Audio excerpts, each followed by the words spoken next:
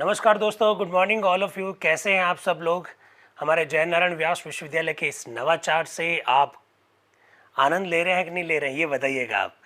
हमारा जयनारायण व्यास विश्वविद्यालय जोधपुर का डिपार्टमेंट ऑफ पॉलिटिकल साइंस और नेहरू स्टडी सेंटर के संयुक्त तत्वाधान में ये एक अनोखी वर्कशॉप जो आयोजित की जा रही है, उसमें मैं यूट्यूब वालों का और जूम वालों का सभी का मैं स्वागत करता हूं साथियों।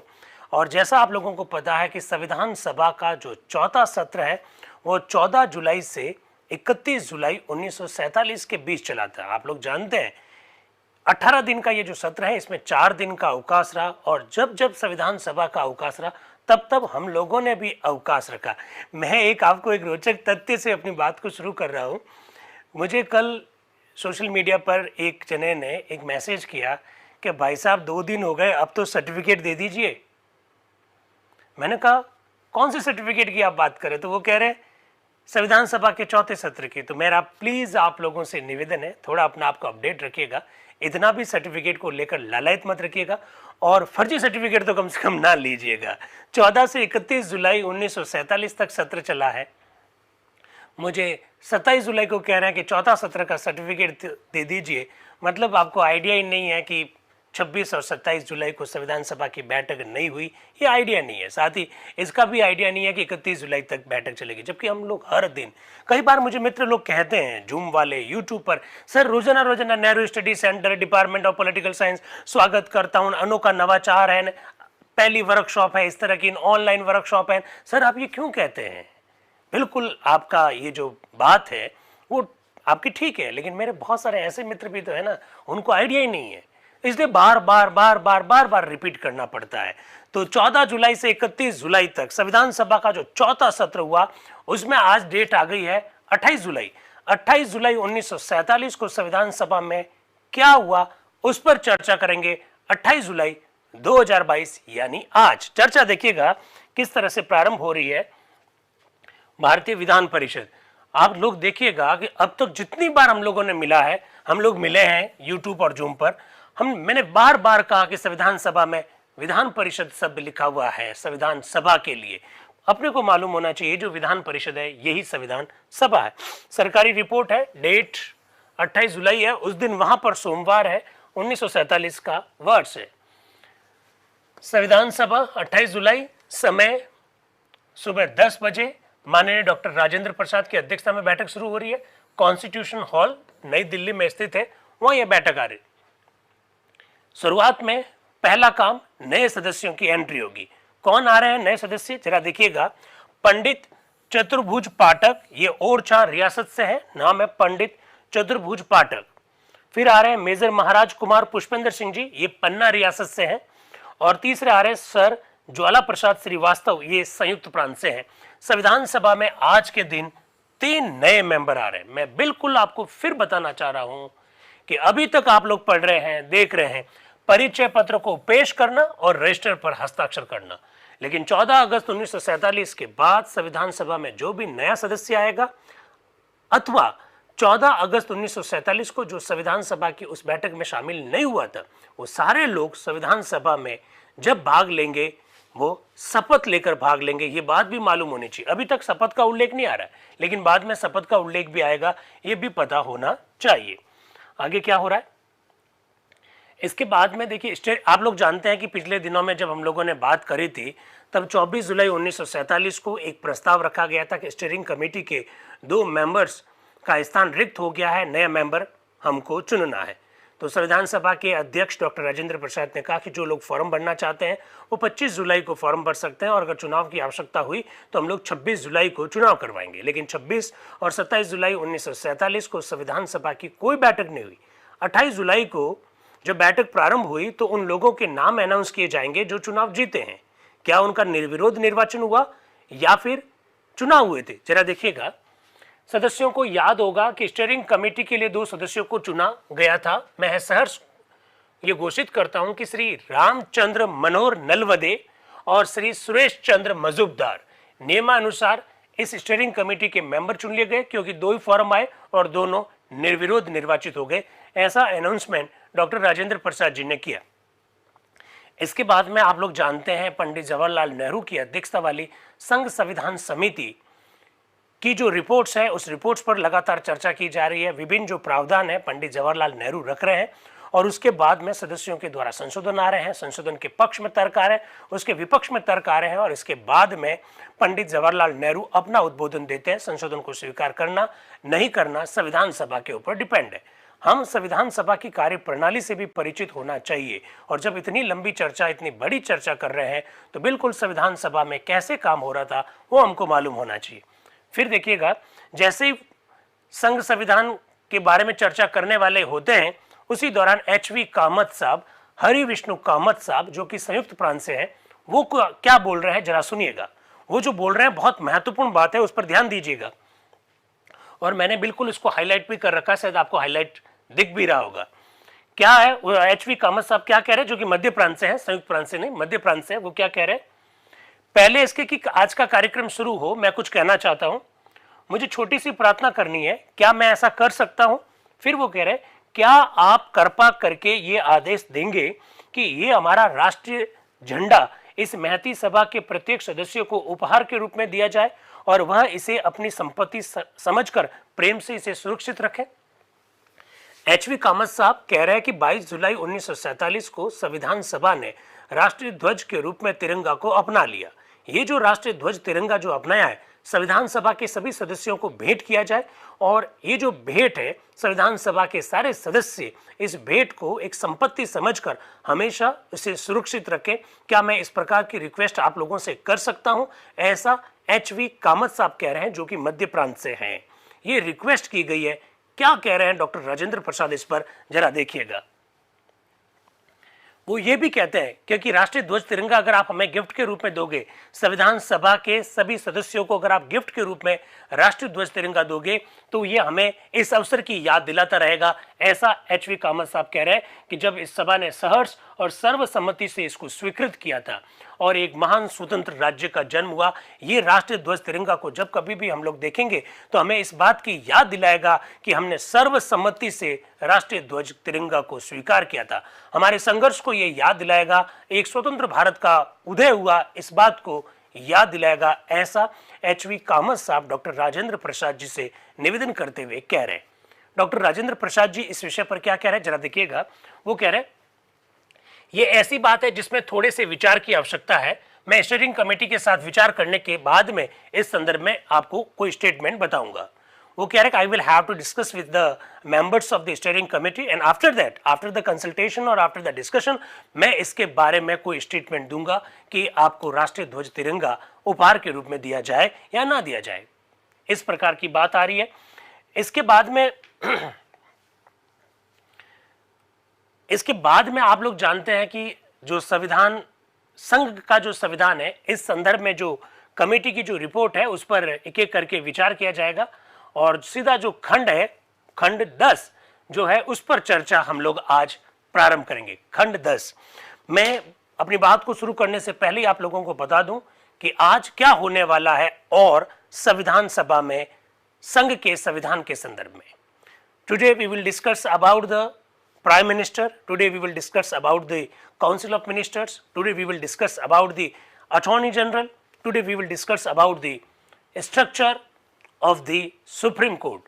Supreme Court का जो ढांचा है उस पर हम लोग बात करेंगे। Attorney General पर हम लोग बात करेंगे। प्रधानमंत्री और मंत्री परिषद के संदर्भ में हम लोग बात करेंगे और आप देखेंगे किस तरह से संविधान सभा के सदस्यों ने किस प्रकार के प्रस्ताव रखे थे, सदस्य कैसे, मंत्री कैसे लिए जाएंगे, इनके बारे में क्या क्या विचार था। आपको बहुत रोचक जानकारियां आज मिलने वाली है। जरा देखिएगा।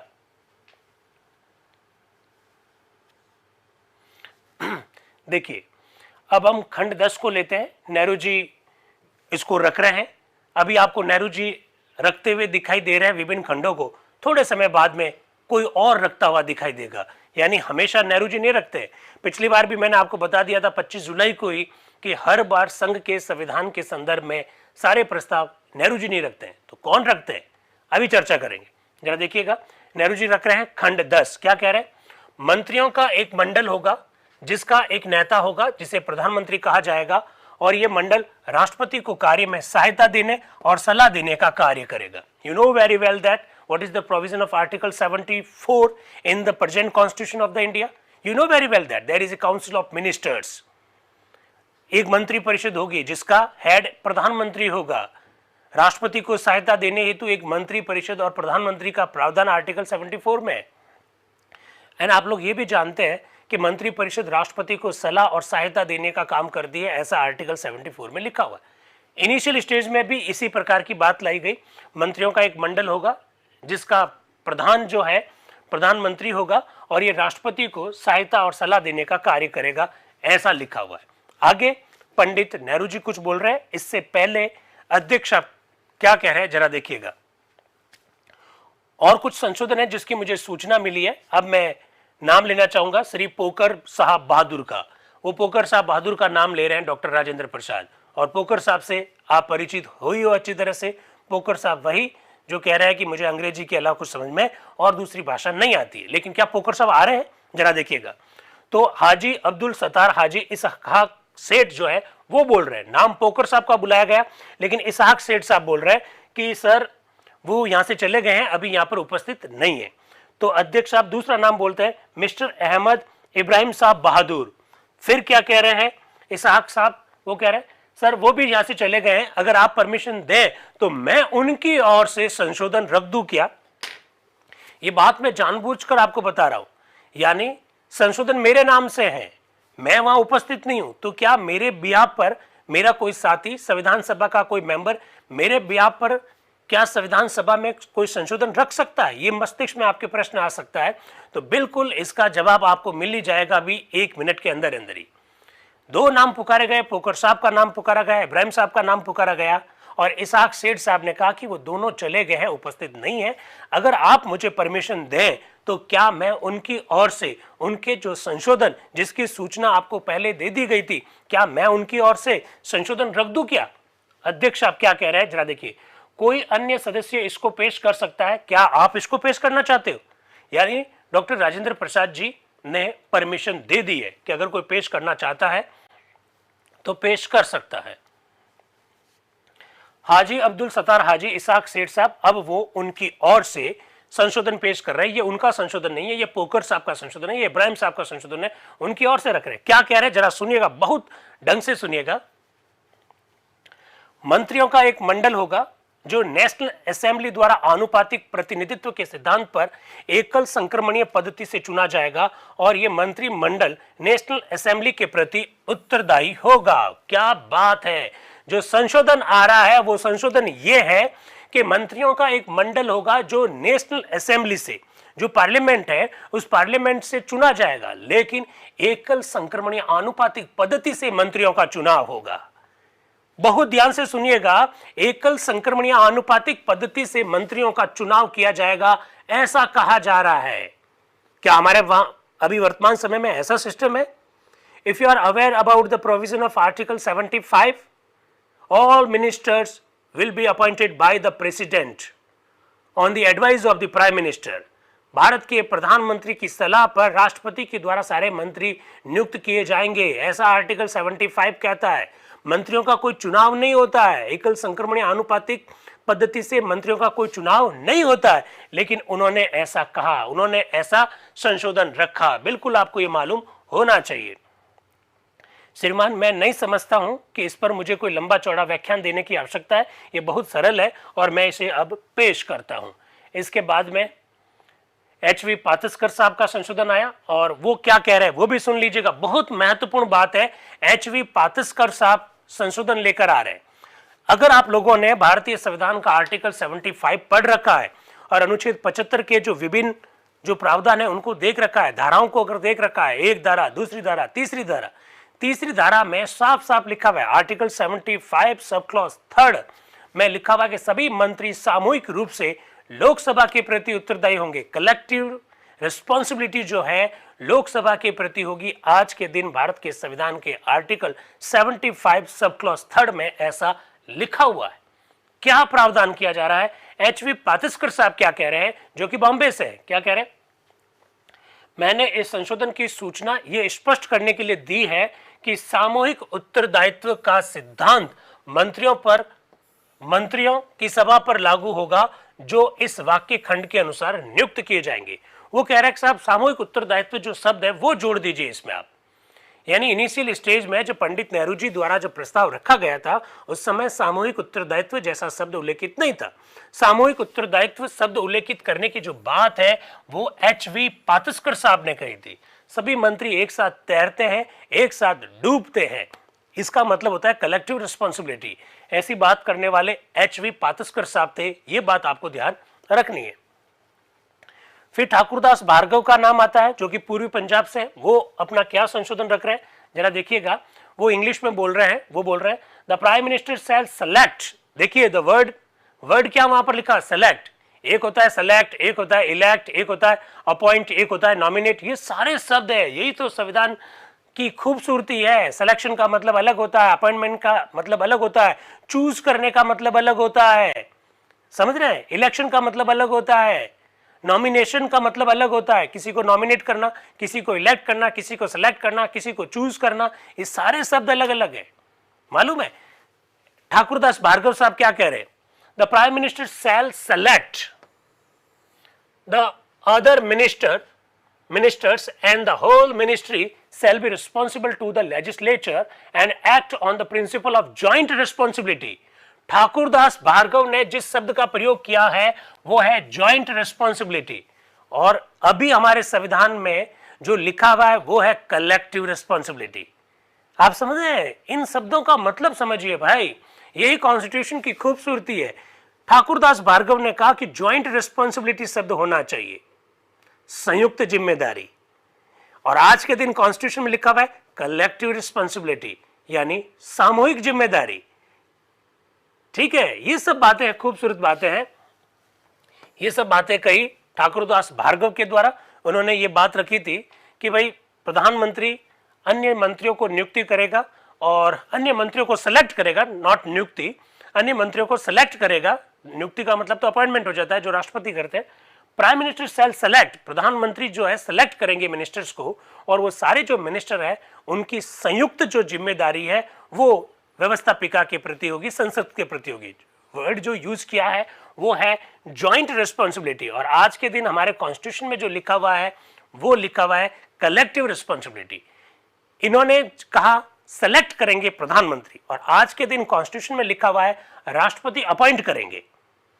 समझ रहे हैं ना आप लोग। बाबूलाल जी मीणा साहब, फर्क समझ पा रहे हैं मेरी बात का। उमेश दिवाकर जी, ये बिल्कुल फर्क है। सेलेक्ट शब्द का प्रयोग किया, जॉइंट रिस्पॉन्सिबिलिटी शब्द का प्रयोग किया था ठाकुरदास भार्गव ने। फिर एच.वी. कामत साहब का नाम पुकारा गया अगला संशोधन के लिए, तो उन्होंने कहा कि भाई जो मेरा जो संशोधन है वो ठाकुरदास भार्गव जी के साथ आ गया, इसलिए मैं अपना संशोधन नहीं रखूंगा। यानी इसका सीधा सा मतलब है कि एच.वी. कामत साहब भी कुछ इसी प्रकार का संशोधन रखना चाह रहे थे, फिर उन्होंने रखा नहीं। उन्होंने कहा कि मेरा जो संशोधन है वो ठाकुरदास भार्गव ने जो रखा है उसमें इंक्लूड हो गया, इसलिए कोई करने की जरूरत नहीं है। यूट्यूब वाले साथी कह रहे हैं, जैसलमेर से हैं, सर आप कॉन्स्टिट्यूशन को बहुत डीपली बता रहे हैं। कॉन्स्टिट्यूशन तो अभी चर्चा ही नहीं की है, कॉन्स्टिट्यूशन पर जो चर्चा हुई है उसकी चर्चा हम लोग कर रहे हैं। कॉन्स्टिट्यूशन तो अभी आया नहीं है, पर जो मित्र ने कहा उसको मैं सहर्ष स्वीकार कर रहा हूँ।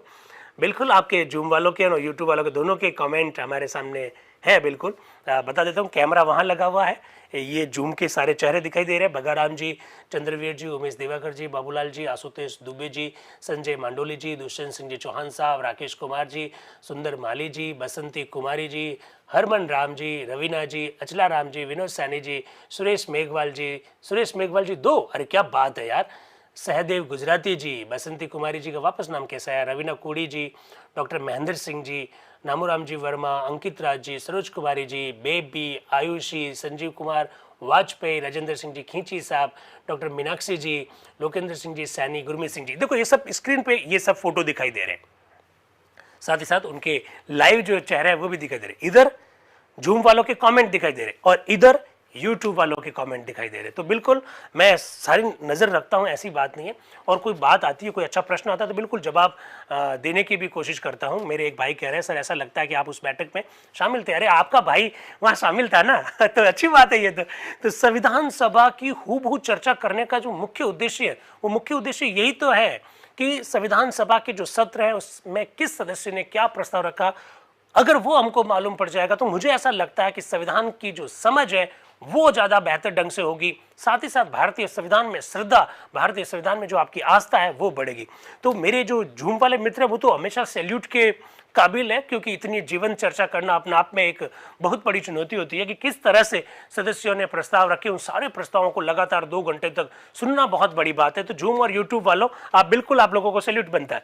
अब आ रहे हैं काजी सैयद करीमुद्दीन जी। काजी सैयद करीमुद्दीन जी का नाम आपको याद रखना है दोस्तों। मैंने बार बार बोला है, ऐसे लोग संविधान सभा में जिन्होंने 1 लाख से ज्यादा शब्द बोले, उनमें डॉक्टर BR अम्बेडकर साहब है, उनमें प्रोफेसर सिब्बल लाल सक्सेना जी है, उसमें प्रोफेसर KT शाह है, उनमें सैयद करीमुद्दीन जी है। ये सब बातें आपको याद होनी चाहिए, आई रिक्वेस्ट। तो सैयद करीमुद्दीन जी ने बहुत लंबा भाषण दिया, जो महत्वपूर्ण बात है उसको हम लोग रख रहे हैं। वो कह रहे हैं कि खंड 10 में निम्न बात जोड़ दी जाए। क्या बात जोड़ दी जाए? भारतीय संघ की शासन प्रबंध सभा अपरिषदात्मक यानी नॉन पार्लियामेंट्री होगी, इस अर्थ में कि व्यवस्थापिका सभा के कार्यकाल के पहले नहीं हटाई जाएगी। व्यवस्थापिका सभा के कार्यकाल से पहले नहीं हटाई जाएगी, पर मंत्रिमंडल अथवा मंत्रिमंडल के सदस्यों को भ्रष्टाचार अथवा राजद्रोह या छल के अपराध में न्यायालय के समक्ष सार्वजनिक दोषारोपण करके हटाया जा सकता है। प्रधानमंत्री समूची सभा द्वारा एकल हस्तांतरणीय मत पद्धति से चुना जाएगा। मंत्रिमंडल के अन्य मंत्री भी एकल संक्रमणीय पद्धति से चुने जाएंगे। करीमुद्दीन साहब प्रधानमंत्री का चुनाव एकल संक्रमणीय आनुपातिक पद्धति से करना चाहते हैं। सभी मंत्रियों का चुनाव भी एकल संक्रमणीय आनुपातिक पद्धति से करना चाहते हैं। ये बात मालूम होना चाहिए। आप सब लोग ये जानते हैं कि एकल संक्रमणीय आनुपातिक पद्धति हमारे देश में राष्ट्रपति के चुनाव में है, उपराष्ट्रपति के चुनाव में है, राज्यसभा के सदस्यों के चुनाव के संदर्भ में है, और साथ ही साथ विधान परिषद का एक जो बड़ा भाग जो चुना जाता है उस संदर्भ में एकल संक्रमणीय आनुपातिक पद्धति है। हमारे यहाँ पर लोकसभा, हमारे यहाँ पर विधानसभा, हमारे यहाँ पर विश्वविद्यालय में जो छात्र संघ है वहां पर जो चुनाव होते हैं, सरपंच के जो चुनाव होते हैं, वार्ड पंच के जो चुनाव होते हैं, पंचायत समिति जिला परिषद के सदस्यों के जो चुनाव होते हैं, नगर निगम में जो पार्षदों के चुनाव होते हैं, ये सब first past the post method से होते हैं, अर्थात जो सबसे ज्यादा वोट लेकर आता है अग्रता ही विजेता विधि से होते हैं। ये लोग कह रहे हैं कि नहीं, प्रधानमंत्री और मंत्रियों का चुनाव भी एकल संक्रमणीय आनुपातिक पद्धति से होना चाहिए। तो इस प्रकार के जो संशोधन रखे जा रहे हैं बिल्कुल आपको मालूम होना चाहिए, और इसके पक्ष में वो कई सारे तर्क भी देते हैं। अब अरे कहां जा रहा है, आगे चला गया, कितना आगे गया भाई। हाँ, DS चंद्रशेखरिया जी, ये मैसूर से आते हैं और आप लोग भूल गए होंगे शायद, मैं वापस याद दिलाता हूं। ऐसा तो नहीं है कि बारिश बहुत ज्यादा जोधपुर में हो रही है, लेकिन आप विभिन्न शहरों में जो बैठे हैं उनके ऊपर भी शायद के सर पानी बहुत आ गया था। तो जो आपने उस दिन पढ़ाया था कि राष्ट्रपति एक उत्तर से होना चाहिए, एक दक्षिण से होना चाहिए, आपने बताया कि एक राष्ट्रपति रियासत से होना चाहिए, एक गैर रियासत से होना चाहिए, उस पर सर पानी फिर गया। तो पानी नहीं फिरना चाहिए, क्यों राकेश कुमार जी, पानी नहीं फिरना चाहिए, ध्यान रखिएगा। DS चंद्रशेखरिया जी का नाम वापस आ रहा है, क्या कह रहे हैं उनका भी देखिएगा। श्रीमान, मेरा एक संशोधन है। क्या संशोधन है? वो क्या संशोधन देंगे बताओ?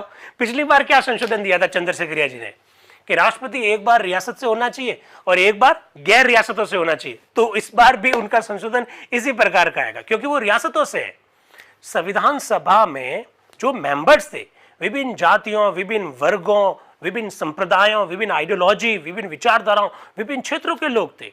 कितनी कितनी बातें अपने अपने लोगों के लिए संविधान में करने के लिए उन्होंने बात रखी, उन्हीं को हम लोग कर रहे हैं। DS चंद्रशेखरिया जी एक बार फिर अपनी रियासत का प्रतिनिधित्व कर रहे हैं, रियासतों के हितों का प्रतिनिधित्व कर रहे हैं, और वो कह रहे हैं साहब एक काम करो कि ये प्रावधान लिख दो, क्या कि मंत्रिमंडल में रियासतों से भी मेंबर लिए जाएंगे। DS चंद्रशेखरिया जी ने कहा कि मंत्रिमंडल में रियासतों से भी मेंबर लिए जाएंगे। जरा देखिएगा श्रीमान, मेरा संशोधन है, क्या है? ऐसी व्यवस्था होनी चाहिए जिससे मंत्रिमंडल में रियासतों को उचित प्रतिनिधित्व प्राप्त हो, उचित प्रतिनिधित्व प्राप्त हो, ऐसा DS चंद्रशेखरिया जी ने कहा था। और ये कहां से हैं? मैसूर से हैं। DS चंद्रशेखरिया जी ने कहा, ये जो कि मैसूर से है, कि रियासतों का भी प्रतिनिधित्व मंत्रिमंडल में होना चाहिए। बिल्कुल ये बातें आप लोगों को मालूम होना चाहिए साथियों। इस प्रकार के प्रश्न पूछे जा सकते हैं। फिर इसके बाद में अब आ रहे हैं सर एन गोपाला स्वामी अयंगर। एन गोपाला स्वामी अयंगर वो क्या कह रहे हैं जरा सुनिएगा। वो कह रहे हैं कि श्रीमान ये वाक्य खंड जैसा कि इसका वर्तमान स्वरूप है इस विषय में मुझे कुछ नहीं बताता है कि मंत्रिमंडल कैसे चुना जाएगा और ना ये बताता है कि कानून निर्माताओं के प्रति उनका जो उत्तरदायित्व है वो किस प्रकार से होगा। इस विषय में अनेक संशोधन किए गए हैं ताकि इन विषयों के संदर्भ में रखने वाली सब आवश्यक बातें इसमें शामिल हो जाए। इस कारण से मैंने इस संशोधन की सूचना दी है कि वाक्य खंड 10 के अंत में निम्न अंश जोड़ दिए जाए। अब वो क्या कह रहे हैं एन गोपाला स्वामी अयंगर साहब कि मैं चाहता हूं कि इसमें ये बात जोड़ दी जाए। कौन सी बात जोड़ दी जाए जरा सुनिएगा। प्रधानमंत्री राष्ट्रपति द्वारा नियुक्त किया जाएगा और दूसरे मंत्रियों को राष्ट्रपति प्रधानमंत्री की सलाह से नियुक्त करेंगे। मंत्रिमंडल लोकसभा के समक्ष सामूहिक रूप से उत्तरदायी होगा। यस, एन गोपाला स्वामी अयंगर साहब इस बात को जोड़ने के लिए कह रहे हैं कि साहब मैं इस बात से सहमत हूं कि इसमें यह लिख दो कि prime minister shall be appointed by the president of the India and all the ministers will be appointed by the president with the advice of the prime minister of the India and जो council of ministers है वो house of the people के प्रति collectively responsible होगी। ये बात हम जोड़ देते। फिर वो क्या कह रहे हैं आगे जरा सुनिएगा। इस संशोधन के अंतर्गत आने वाली बातों को बताने के लिए मुझे बहुत थोड़ा ही कहना है। मंत्रिमंडल को बनाने के लिए राष्ट्रपति, पानी पी लेता हूं, मंत्रिमंडल को बनाने के लिए राष्ट्रपति प्रधानमंत्री को बुलावा देंगे। स्वाभाविक है कि परंपरा के अनुसार राष्ट्रपति उसी दल के नेता को, अब सुन लीजिए क्या सुनना है, कितना झंझट आता है। कब? जब किसी भी राजनीतिक दल को, बहुत ध्यान से सुनिएगा, जब किसी भी राजनीतिक दल को लोकसभा में स्पष्ट बहुमत नहीं मिलता है तो ऐसी स्थिति में राष्ट्रपति क्या करेंगे। आप लोग जानते हैं कि सबसे बड़े दल को सरकार बनाने के लिए आमंत्रित करते हैं, लेकिन हमारा कॉन्स्टिट्यूशन तो ऐसा कुछ कहता नहीं है। हमारा कॉन्स्टिट्यूशन क्या कहता है? आर्टिकल 75 क्या कहता है? अगर राष्ट्रपति प्रधानमंत्री को नियुक्त करेंगे, क्या लिखा हुआ है क्या वहां कॉन्स्टिट्यूशन में? आप बताइए। जूम वालों और यूट्यूब वालों सभी साथियों से मेरा निवेदन है कि आप मुझे बताएंगे इस बात को, क्या हमारे कॉन्स्टिट्यूशन में यह लिखा हुआ है क्या कि राष्ट्रपति लोकसभा के बहुमत दल के नेता को प्रधानमंत्री नियुक्त करेगा? क्या लिखा हुआ है? मना कर रहे हैं बगजी। अच्छा, राष्ट्रपति लोकसभा में बहुमत दल के नेता को प्रधानमंत्री नियुक्त करेगा, ये मैंने प्रश्न पूछा है, लिखा हुआ है क्या? आशीष जी कह रहे नहीं लिखा हुआ है। सिमरन कह रही हाँ लिखा हुआ है। आशीष पाटीदार जी लिखा है, ले चेंज कर दिया अपना आपको। विकास जी कह रहे लिखा हुआ है। कुंवर कविराज जी, चारण साहब कह रहे जी लिखा हुआ है। यूट्यूब वालों आप भी बता दीजिए। राष्ट्रपति प्रधानमंत्री को नियुक्त करेंगे। मेरा यह प्रश्न है कि लोकसभा में बहुमत दल के नेता को राष्ट्रपति प्रधानमंत्री नियुक्त करेंगे, इस प्रकार की शब्दावली कॉन्स्टिट्यूशन में लिखी हुई है क्या? It should be very clear, एकदम साफ हो जाना चाहिए। लिखा हुआ नहीं है कॉन्स्टिट्यूशन में, ऐसा लिखा हुआ नहीं है भाई। We have parliamentary system of the government, but my friends it should be very clear that there is no clear cut mention a word parliamentary system of the government in the constitution of India, and you should be aware about it that according to Keshwanan Bharati case, parliamentary system of the government is a basic structure of the constitution of India. भारतीय संविधान की आधारभूत संरचना है। हालांकि इस शब्द का कहीं पर भी कॉन्स्टिट्यूशन के किसी भी अनुच्छेद में उल्लेख नहीं है। प्रधानमंत्री लोकसभा का बहुमत दल का नेता होना चाहिए, हालांकि इस प्रकार की कोई शब्दावली कॉन्स्टिट्यूशन में लिखी हुई नहीं है। बिल्कुल ये बात मालूम होनी चाहिए। तो क्या कह रहे हैं ये जरा सुनिएगा। मैं बहुत महत्वपूर्ण बात आपको रखना चाह रहा हूं। देखिए क्या लिखा हुआ है। स्वाभाविक है कि, धीरे धीरे बोल रहा हूं ताकि आपको बात समझ में आ सके। स्वाभाविक है कि परंपरा के अनुसार राष्ट्रपति उसी दल के नेता को बुलाएगा जो दल स्वयं तथा सभा में और दलों की सहायता से जोरदार बहुमत रखता है। कितनी गजब की बात कही है, वापस बोल रहा हूं। स्वाभाविक है कि परंपरा के अनुसार राष्ट्रपति उसी दल के नेता को जो स्वयं या सभा में, सभा का मतलब लोकसभा में, जो स्वयं या सभा में और दलों की सहायता से, इसका सीधा सा मतलब यह हुआ कि यदि किसी पॉलिटिकल पार्टी को बहुमत प्राप्त नहीं है तो ऐसी स्थिति में कुछ दल मिलकर भी सरकार बना सकते हैं, और 2 दल, 3 दल, 4 दल, 5 दल, 10 दल मिलकर अगर किसी व्यक्ति को अपना नेता चुनते हैं तो राष्ट्रपति उन्हें प्रधानमंत्री के रूप में नियुक्त करेंगे। स्पष्ट शब्दों में लिखा हुआ है। कई बार हम लोग ये चर्चा करते हैं कि साहब गठबंधन सरकार हमारे देश में बनती है, बिल्कुल बनती है, कई बार बनी है। अभी मोदी जी की सरकार गठबंधन सरकार है, पहले भी मोदी जी जब प्रधानमंत्री बने 2014-19 के बीच गठबंधन सरकार थी। डॉक्टर मनमोहन सिंह जी की जो सरकार 2004 से 2014 तक थी, गठबंधन सरकार थी। इनसे पहले वाजपेयी जी की सरकार गठबंधन सरकार थी। देवगौड़ा जी की, गुजराल साहब की, उससे पहले पीवी नरसिम्हा राव जी की जो सरकार थी, चंद्रशेखर जी की सरकार थी, वीपी सिंह जी की जो सरकार थी, सब गठबंधन सरकार थी। तो क्या गठबंधन सरकार की संभावनाएं हमारे कॉन्स्टिट्यूशन में है क्या? कॉन्स्टिट्यूशन में तो लिखा हुआ ही नहीं है कि भाई लोकसभा में बहुमत दल के नेता को प्रधानमंत्री नियुक्त किया जाएगा। पर कॉन्स्टिट्यूएंट असेंबली, संविधान सभा की जो बहस है उसमें साफ साफ संकेत आपको मिल रहा है। क्या लिखा है? जो दल स्वयं या सभा में और दलों की सहायता से जोरदार बहुमत रखता है, यानी जिसके पास जो मैजिक फिगर है, उस मैजिक फिगर से ऊपर का जो आंकड़ा है, उस दल के नेता को राष्ट्रपति प्रधानमंत्री नियुक्त करेगा। भाई दोस्तों, आपको ध्यान होना चाहिए, हमारा जो सुप्रीम कोर्ट है, हमारा जो माननीय न्यायालय है, वो जब संविधान सभा की बहस का जब इंटरप्रिटेशन करता है, संविधान सभा की जब बहस को जब देखता है, तो भारत के संविधान का इंटरप्रिटेशन करने में संविधान सभा की ये बहस ही तो काम आती है। इसलिए मैं बार बार कहता हूं कि सुप्रीम कोर्ट और हाई कोर्ट में जो जजेस बैठे हैं, बिल्कुल बड़े गजब के लोग हैं। ऐसे कोई सामान्य व्यक्ति नहीं है, वो न्याय करने वाले लोग हैं, इसलिए तो उनका नाम न्यायाधीश है। वो कोई बात जो किसी कानून में जो लिखी हुई उसको हूबहू पढ़ते नहीं है, हूबहू पढ़कर उसके हिसाब से निर्णय नहीं देते। वो कल कह देंगे अरे साहब कॉन्स्टिट्यूशन में तो लिखा हुआ नहीं है कि लोकसभा में बहुमत दल का नेता होना चाहिए, अरे यार अब क्या करें, किसको प्रधानमंत्री बनाए, राष्ट्रपति प्रधानमंत्री को नियुक्त करेगा, इतना तो लिख दिया, बाकी बात तो लिखी नहीं। अरे भाई बाकी बात संविधान सभा की बहस में देख लीजिए ना। तो हमारे जो माननीय न्यायालय में जो न्यायाधीश बैठे हैं वो यही तो करते हैं, इंटरप्रिटेशन ऑफ द कॉन्स्टिट्यूशन।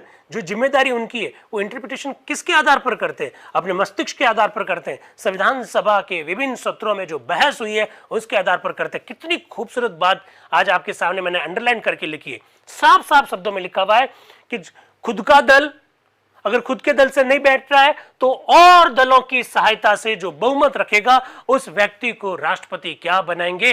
प्रधानमंत्री बनाएंगे। साफ साफ शब्दों में लिखा हुआ है। फिर देखिएगा आगे लिखा है, दूसरे मंत्रियों को राष्ट्रपति प्रधानमंत्री की सलाह से चुनेंगे। लोग क्लियर कर लीजिए। कई बार कुछ लोग कहते हैं कि सर राष्ट्रपति जी को कोई व्यक्ति जो है बहुत पसंद है और राष्ट्रपति जी उस व्यक्ति को मंत्री बनाना चाहते हैं, क्या बना सकते हैं क्या? कोई संभावना नहीं है, कोई संभावना नहीं। आप कहेंगे क्यों संभावना नहीं है? क्योंकि कॉन्स्टिट्यूशन में खुद में आर्टिकल 75 में लिखा हुआ है on the advice of the prime minister, और संविधान सभा में भी यही लिखा हुआ है। संविधान सभा की बहस में क्या कह रहे हैं? दूसरे मंत्रियों को राष्ट्रपति प्रधानमंत्री की सलाह से चुनेंगे। ये बात आपको मालूम होनी चाहिए,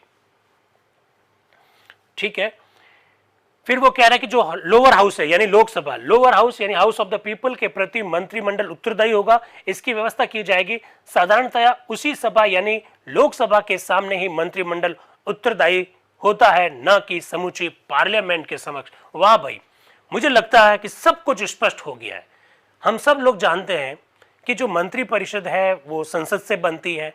हम सब लोग जानते हैं कि सारे जो मंत्री हैं वो लोकसभा और राज्यसभा दोनों से चुने जाते हैं। कई सारे हमारे मंत्री जी जो हैं वो हमारी राज्यसभा के मेंबर हैं। लेकिन साफ साफ शब्दों में कॉन्स्टिट्यूएंट असेंबली की जो डिबेट है उसमें लिखा हुआ है कि भैया भले कहीं हो लेकिन जो लोकसभा है वह लोगों की सभा है।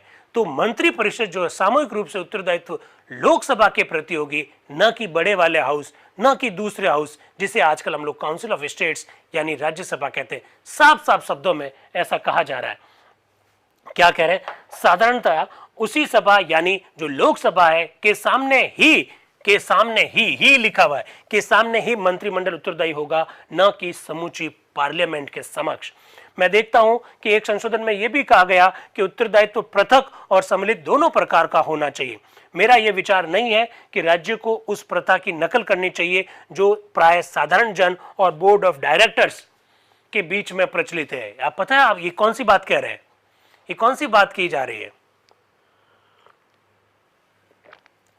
जो मंत्री परिषद है वो इंडिविजुअली किसके प्रति रिस्पॉन्सिबल होते हैं और सामूहिक रूप से किसके प्रति रिस्पॉन्सिबल होते हैं, उसकी बात कही जा रही है।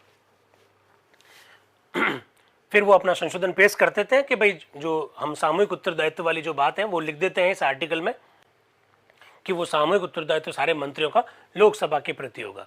इसके बाद में एक नाम पुकारा गया मोहनलाल जी सक्सेना का, वो नहीं आए। फिर इसके बाद में तजमुल हुसैन साहब आते हैं, वो क्या कह रहे हैं जरा सुनिएगा उनकी बात। तजमुल हुसैन साहब कह रहे हैं कि साहब एक मंत्रिमंडल की जो व्यवस्था की है, एक प्रधानमंत्री की जो व्यवस्था की है, वो सब ठीक है। श्रीमान इस खंड में इस बात का उल्लेख नहीं किया गया है कि मंत्रिमंडल किस प्रकार से बनाया जाएगा। आपने कहा कि all the ministers will be appointed by the president on the advice of the prime minister, but वो राष्ट्रपति जो मंत्री बनाएगा वो किस प्रकार से बनाएगा ये आपने उल्लेख नहीं किया, ऐसा कह रहे हैं तजमुल हुसैन साहब। इस कारण श्रीमान एक संशोधन मैंने आगे रखा है और वह यह है कि हर एक मंत्री व्यवस्थापिका द्वारा चुना जाएगा और मंत्रियों का यह चुनाव आनुपातिक प्रतिनिधित्व के सिद्धांत पर एकल संक्रमणीय पद्धति से होगा। उन्होंने कहा कि साहब मेरा जो संशोधन है वो भी इसके संदर्भ में है, क्योंकि आपने जो ये प्रावधान किया ना कि मिनिस्टर्स राष्ट्रपति द्वारा नियुक्त किए जाएंगे प्रधानमंत्री की सलाह पर किस तरह से नियुक्त किए जाएंगे ये स्पष्ट नहीं किया। इसलिए सर मेरा एक संशोधन है कि मंत्रियों का भी चुनाव होगा। देखिए इलेक्शन होगा, कॉन्स्टिट्यूशन आज का कहता है कि ministers will be appointed by the president of the India. Appoint की बात की जा रही है आज के दिन कॉन्स्टिट्यूशन में, वो कह रहे हैं नो इलेक्शन होगा मंत्रियों का भी। कौन इलेक्शन करेगा? कि हमारी जो पार्लियामेंट है वो इलेक्शन करेगी। कैसे करेगी? कि एकल संक्रमणीय आनुपातिक पद्धति से चुनाव किया जाएगा। बार बार लोग ऐसा कह रहे हैं। तजमुल हुसैन साहब ने भी इसी प्रकार की बात कही और उसके पीछे उन्होंने जो तर्क दिया वो यही दिया कि भाई सब लोगों को मंत्रियों का मंत्रिमंडल का हिस्सा बनने का मौका मिलेगा, खासकर अल्पसंख्यक समुदाय की वो बात करते हुए वो कह रहे हैं कि इससे बहुसंख्यक जो दल है उसका अकेले का मंत्रिमंडल नहीं रहेगा, एकल संक्रमणीय पद्धति आ जाने से सबको मंत्री बनने का एक मौका मिलेगा, ऐसा वो कह रहे हैं।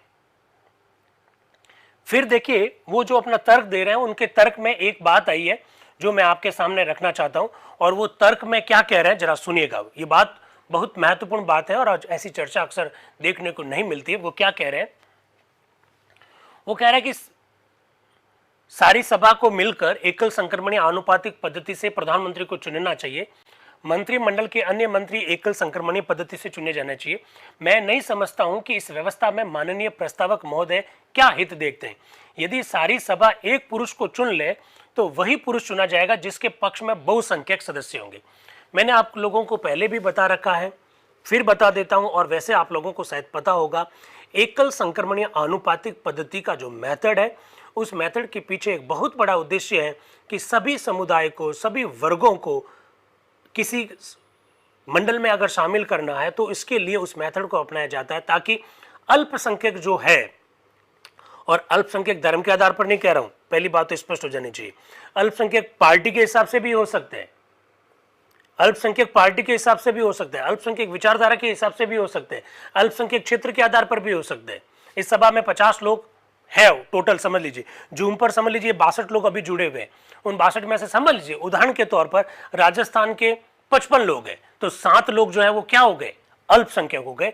तो एकल संक्रमणीय पद्धति इसलिए अपनाने का सुझाव दिया जाता है ताकि अल्पसंख्यकों को भी अपना प्रतिनिधित्व करने का मौका मिले। ये बात आपको मालूम होनी चाहिए, क्योंकि एकल संक्रमणीय आनुपातिक पद्धति में एक निश्चित अनुपात प्राप्त करना होता है चुनाव जीतने वालों को। तो जितने उम्मीदवार चुने जाने हैं उसका एक अनुपात निकल जाएगा, तो अल्पसंख्यकों का भी प्रतिनिधित्व होने की संभावना अक्सर रहती है। ये बात भी अपने को मालूम होनी चाहिए। अब जो तजमुल हुसैन साहब भी यही तर्क दे रहे हैं, वो क्या कह रहे हैं जरा देखिएगा। वो कह रहे हैं कि कल्पना कीजिए, उदाहरण दे रहे हो। तजमुल हुसैन साहब का एग्जाम्पल मैं आपके सामने रख रहा हूं और उस एग्जाम्पल के बाद में जबरदस्त बहस आपको संविधान सभा में देखने को मिलेगी। संविधान सभा के कुछ मेंबर्स और अध्यक्ष और मेंबर के बीच में कुछ वाद विवाद भी आपको देखने को मिलेगा, ये भी मालूम होना चाहिए।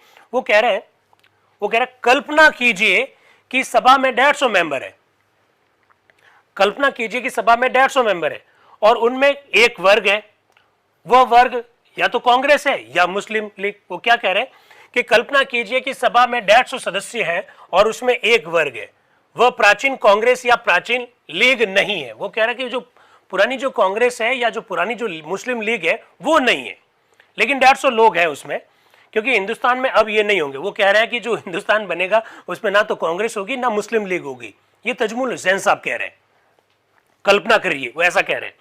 अब दलों का निर्माण भिन्न आधार पर होगा। खैर, इस सभा में जो वर्ग है वो समझ लीजिए वो समाजवादी वर्ग है और उसकी संख्या 100 है और विरोधी दल की संख्या 50 है। वो कह रहे हैं कि आप कल्पना करो कि हमारी जो सभा है लोकसभा, उसमें टोटल लोग 150 है। फिर वो आगे बात छेड़ते हैं, वो कह रहे हैं कि ना तो कांग्रेस होगी उसमें और ना मुस्लिम लीग होगी। ठीक है, फिर वो खुद ही कह रहे हैं भाई कांग्रेस और मुस्लिम लीग इसलिए नहीं होगी क्योंकि अब वे दल चले जाएंगे और उसकी जगह पर नए लोग आएंगे। फिर वो कह रहे हैं कि जो 150 लोग हैं उसमें से समझ लीजिए 100 लोग समाजवादी लोग हैं और जो विरोधी दल की संख्या वो 50 है। तो 100 + 50 यानी 150 लोग हैं। ऐसा बोलते हैं कि इसी बीच में एक मेंबर बोलते हैं, क्या बोलते हैं? काजी सईद करीमुद्दीन साहब, जो संविधान सभा में बोलने वाले वक्ताओं के शब्दों की दृष्टि से तीसरे नंबर पर है। वो क्या कह रहे हैं जरा सुनिएगा। करीमुद्दीन साहब कह रहे हैं, श्रीमान ऑनरेबल मेंबर को यह कैसे मालूम हुआ कि कांग्रेस और मुस्लिम लीग रहेगी नहीं? कैसे मालूम हुआ कि कांग्रेस और मुस्लिम लीग रहेगी नहीं? तो आगे देखिए क्या होता है। तजमुल हुसैन साहब फिर आगे बोलते हैं, मुझे प्रसन्नता हुई कि मुझसे यह प्रश्न पूछा गया है। श्रीमान ऐसे दल अब सभा में नहीं होने चाहिए। तजमुल हुसैन साहब कह रहे हैं कि ऐसे दल अब सभा में नहीं होने चाहिए। वो आगे की सभा मतलब लोकसभा। वो कह रहे हैं पूर्ण स्वतंत्रता ही प्राप्त करना कांग्रेस का उद्देश्य था, जिसमें कोई विदेशी प्रभाव ना रहे, और उसने स्वतंत्रता प्राप्त कर ली है। तजमुल हुसैन साहब कह रहे हैं कि कांग्रेस का जो मुख्य उद्देश्य था वो स्वतंत्रता प्राप्त करना है और भारत ने स्वतंत्रता प्राप्त कर ली है। कांग्रेस को अपने मनोरथ की प्राप्ति हो गई है। कांग्रेस जिस उद्देश्य को लेकर काम कर रही थी वो उद्देश्य पूरा हो गया है। लीग का उद्देश्य देश का बंटवारा करना था और देश का बंटवारा हो गया है। अब कांग्रेस भी खत्म हो जानी चाहिए, मुस्लिम लीग भी खत्म हो जानी चाहिए, ऐसा वो कह रहे हैं तजमुल हुसैन साहब। लीग का उद्देश्य देश का बंटवारा और पाकिस्तान की प्राप्ति थी और लीग को यह प्राप्त हो गया है। दोनों वर्गों ने अपने उद्देश्य को प्राप्त कर लिया है और उनका कार्य समाप्त हो गया। जो कांग्रेस चाहती थी वो कांग्रेस को प्राप्त हो गया, जो मुस्लिम लीग चाहती थी वो लीग को प्राप्त हो गया। अब दोनों वर्गों में कोई भेद नहीं है। अब हम सब भारत में रहते हैं और भारतीय हैं, लेकिन हमारे अधिकारों की रक्षा अवश्य होनी चाहिए। ऐसा तजमुल हुसैन साहब कह रहे हैं कि कांग्रेस देश की आजादी की लड़ रही थी, देश आजाद हो रहा है। वो कह रहे हैं जब देश आजाद हो गया, कांग्रेस का उद्देश्य पूरा हो गया, तो कांग्रेस खत्म हो जानी चाहिए, ऐसा वो कह रहे हैं। वो कह रहे हैं कि मुस्लिम लीग जिसकी मांग कर रही थी पाकिस्तान की, पाकिस्तान उनको प्राप्त हो गया, अब पाकिस्तान भी खत्म हो जानी चाहिए, ऐसा वो कह रहे हैं तजमुल हुसैन साहब। बहस चल रही है प्रधानमंत्री और मंत्री कैसे चुने जाए उसको लेकर, और बहस आ गई है कांग्रेस और मुस्लिम लीग पर। अब क्या होता है संविधान सभा में, जरा आगे देखिए। अध्यक्ष आप क्या कह रहे हैं? डॉक्टर राजेंद्र प्रसाद, माननीय सदस्यों को अपने विषय के अंदर ही रहना चाहिए। अरे भाई, आप अपने सीमाओं से बाहर क्यों जा रहे हैं? विषय है मंत्री कैसे बनाया जाए और आप कांग्रेस और मुस्लिम लीग के बारे में बात करने लग गए। कांग्रेस और लीग के भविष्य पर सभा में विचार नहीं हो रहा है। अभी संविधान सभा में कांग्रेस और मुस्लिम लीग का भविष्य क्या होगा इस पर चर्चा नहीं हो रही है। जो चर्चा है उसी विषय तक अपने आप को आप अपने सीमित रखिएगा, ऐसा डॉक्टर राजेंद्र प्रसाद साहब कह रहे हैं। फिर वापस तजमुल हुसैन साहब क्या कह रहे हैं जरा सुनिएगा। माननीय प्रस्तावक महोदय ने मुझे ये बतलाने के लिए कहा कि मैंने ऐसा क्यों कहा कि अब ना लीग रहेगी ना कांग्रेस रहेगी, इसलिए मैं ये बात कह रहा था। उन्होंने कहा कि मैं तो कल्पना कर रहा हूं कि ना कांग्रेस रहेगी ना मुस्लिम लीग रहेगी। तो एक मेंबर ने मुझे कह दिया आप ऐसा क्यों कह रहे हैं, तो मैं तो सर उन्होंने जो प्रश्न पूछा है उसका मैंने जवाब दिया है कि कांग्रेस अब क्यों रहेगी, कांग्रेस अब क्यों नहीं रहेगी और मुस्लिम लीग अब क्यों नहीं रहेगी। वो ऐसा कह रहे हैं। मैंने जानबूझकर आपको ये बहस बताई ताकि आपको मालूम होना चाहिए कि संविधान सभा में सदस्यों के क्या क्या किस किस के बारे में विचार थे। फिर वो कह रहे हैं अपनी बात को आगे बढ़ा रहे। मैं ये कह रहा था कि कल्पना कीजिए कि सभा में 150 मेंबर है जिसमें एक दल के 100 सदस्य हैं। अब सुनिएगा, बड़ी गजब की बात कही है तजमुल हुसैन साहब ने। क्या कहा कि सभा में समझ लो 150 मेंबर है, तो सरकार किस दल की बनेगी? जिनके पास 76 मेंबर है, आधे से अधिक। क्यों चंद्रवीर जी, सही बात है कि नहीं है भाई? 150 में से उन लोगों की सरकार बनेगी ना जिनके पास 76 हो, 75 से एक अधिक हो, ठीक है। अब वो क्या कह रहे हैं उनको सुनना। वो जो कह रहे हैं मैं उनकी बात को पहले से ही बता देता हूं। वो कह रहे हैं कि 150 में से एक पार्टी के 100 लोग हैं तो आराम से सरकार बन जाएगी, आराम से सरकार बन जाएगी। आप बहुत ध्यान से सुनिएगा, आपके आज मतलब कॉन्सेप्ट क्लियर हो जाएंगे। 150 में से 100 लोग हैं तो सरकार उस दल की बन जाएगी, लेकिन वो कह रहा है कि जिस दल के 100 लोग हैं, वो दल जब अपना नेता चुनेगा जिसे देश का प्रधानमंत्री बनाना है, तो उस दल के भीतर भी तो वोट होंगे। और अगर 100 में से 60 लोगों ने कह दिया कि भैया हमारे ए नाम के व्यक्ति को आप प्रधानमंत्री बनाइए, तो फिर उस पार्टी की ओर से वो व्यक्ति क्या बन जाएगा? प्रधानमंत्री बन जाएगा। लेकिन एक बड़ी प्रॉब्लम है कि 100 में से 60 लोगों ने कहा इस व्यक्ति को बना दो और 40 लोगों ने कहा बी को बना दो। वो 40 लोग अगर बाकी वाले 50 से मिल गए तो 50 और 40 कितने हो जाएंगे? 90 हो जाएंगे। क्या मेरी बात को आप लोग समझे? मैं वापस समझाता हूं, जरा देखिएगा। टोटल 150 लोग, सरकार किसकी बनेगी? जिसके पास 76 लोग होंगे। लेकिन एक पार्टी को 100 सीटें मिली है तो आराम से उस पार्टी की क्या बन जाएगी? सरकार बन जाएगी। अब जब पार्टी की सरकार बनेगी तो पार्टी अपना एक नेता चुनेगी। अब नेता, वहां पर भी वोट होते हैं अंदर। समझ लीजिए दो व्यक्ति खड़े हैं, ए और बी। ए को उस पार्टी में 60 लोगों ने पसंद किया और बी को उस पार्टी के 40 लोगों ने पसंद किया, तो ए, इसका मतलब उस पार्टी का नेता चुन लिया गया, ए प्रधानमंत्री बन गया। ठीक है। वो कह रहे हैं कि ये 40 लोग अगर बाकी वाले 50 लोगों के साथ मिल गए तो 50 और 40 90 हो जाएंगे। तो ये सरकार कैसे काम करेगी? ये सरकार कैसे काम करेगी? हम उस दौर की बात कर रहे हैं जब दल बदल पर किसी भी प्रकार की कोई रोक टोक नहीं थी। याद है ना, 1950 में जब भारत का संविधान लागू हुआ, उस समय दल बदल के संदर्भ में संविधान में कोई प्रावधान नहीं थे। आप लोग जानते हैं कि देश के तत्कालीन प्रधानमंत्री माननीय राजीव गांधी जी के समय 52वां संविधान संशोधन 1985 में हुआ और पहली बार दल बदल पर रोक लगाने का प्रावधान किया गया। इसके बाद में वर्ष 2003 में माननीय अटल बिहारी जी वाजपेयी जब देश के प्रधानमंत्री थे, उस समय 91वां संविधान संशोधन दल बदल के संदर्भ में हुआ। लेकिन मैं उस दौर की बात कर रहा हूं जब संविधान लागू भी नहीं हुआ था। हमारे यहाँ तो 1950 से लगाकर 1985 तक, पहले 35 वर्षों तक कोई दल बदल पर रोक नहीं थी। तो कितना गजब का बात कह रहे तजमुल हुसैन साहब। वो कह रहे साहब इससे तो प्रॉब्लम हो जाएगी, ये आपको मालूम होना चाहिए।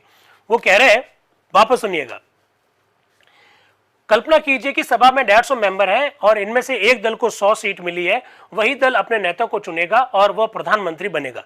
लेकिन कल्पना कीजिए कि उस पार्टी में 2 उम्मीदवार हैं, इनमें से जो सफल होता है वो 60 वोट लेकर आता है और बाकी वाले को 40 वोट मिलते हैं, तो भी वह प्रधानमंत्री बन ही जाता है। परंतु यदि विरोधी दल के 40 सदस्य और शेष 50 सदस्यों ने सभा में मिल जाए तो फिर क्या होगा? उसके पार्टी के 40 लोग और विरोधी दल के 50 लोग अगर मिल गए तो वो 90 लोग हो जाएंगे। तो ऐसी स्थिति में क्या होगा? कल्पना कीजिए, कल्पना कीजिए, तजमुल हुसैन साहब ऐसा कह रहे हैं। फिर कह रहे हैं उस परिस्थिति में सभा में 60 के विरुद्ध 90 सदस्य हो जाएंगे। फिर वह नेता जिसकी ओर से सभा में अधिक संख्या में भी सदस्य हो चुना नहीं जाएगा। ऐसी परिस्थिति में यह संभव है कि वह पुरुष जो अंत में प्रधानमंत्री बनता है विरोधी वर्गों का पुरुष हो। यह लोकतांत्रिक सिद्धांतों के विरुद्ध है। कि मालूम पड़ा कि जनता ने वोट तो एक पॉलिटिकल पार्टी को दिए, और एक बहुत बड़ी समस्या आजकल आ रही है, लोगों ने एक पॉलिटिकल पार्टी को वोट दिए और वोट दिए तभी तो 150 में से 100 सीट मिली। लेकिन मालूम पड़ा कि प्रधानमंत्री किसी और दल का बन गया, विरोधी दल का बन गया। जनता ने जिस दल को बहुमत नहीं दिया उस दल का नेता प्रधानमंत्री बन गया। ऐसा हो सकता है। महाराष्ट्र के एपिसोड में क्या हुआ था, उद्धव ठाकरे जी जब मुख्यमंत्री बने थे तो आप याद कीजिएगा कि उस समय कौन सा दल किसके साथ चुनाव लड़ रहा था। ये सब बातें संविधान सभा में हुई है, चर्चा का विषय रही है। शिवसेना और बीजेपी ने साथ मिलकर चुनाव लड़ा, एनसीपी और कांग्रेस उनके खिलाफ में लड़ रहे थे। चुनाव का जब परिणाम आया तो शिवसेना एनसीपी और कांग्रेस के साथ अपनी सरकार बना लेती है। आप लोगों ने सब देखा है।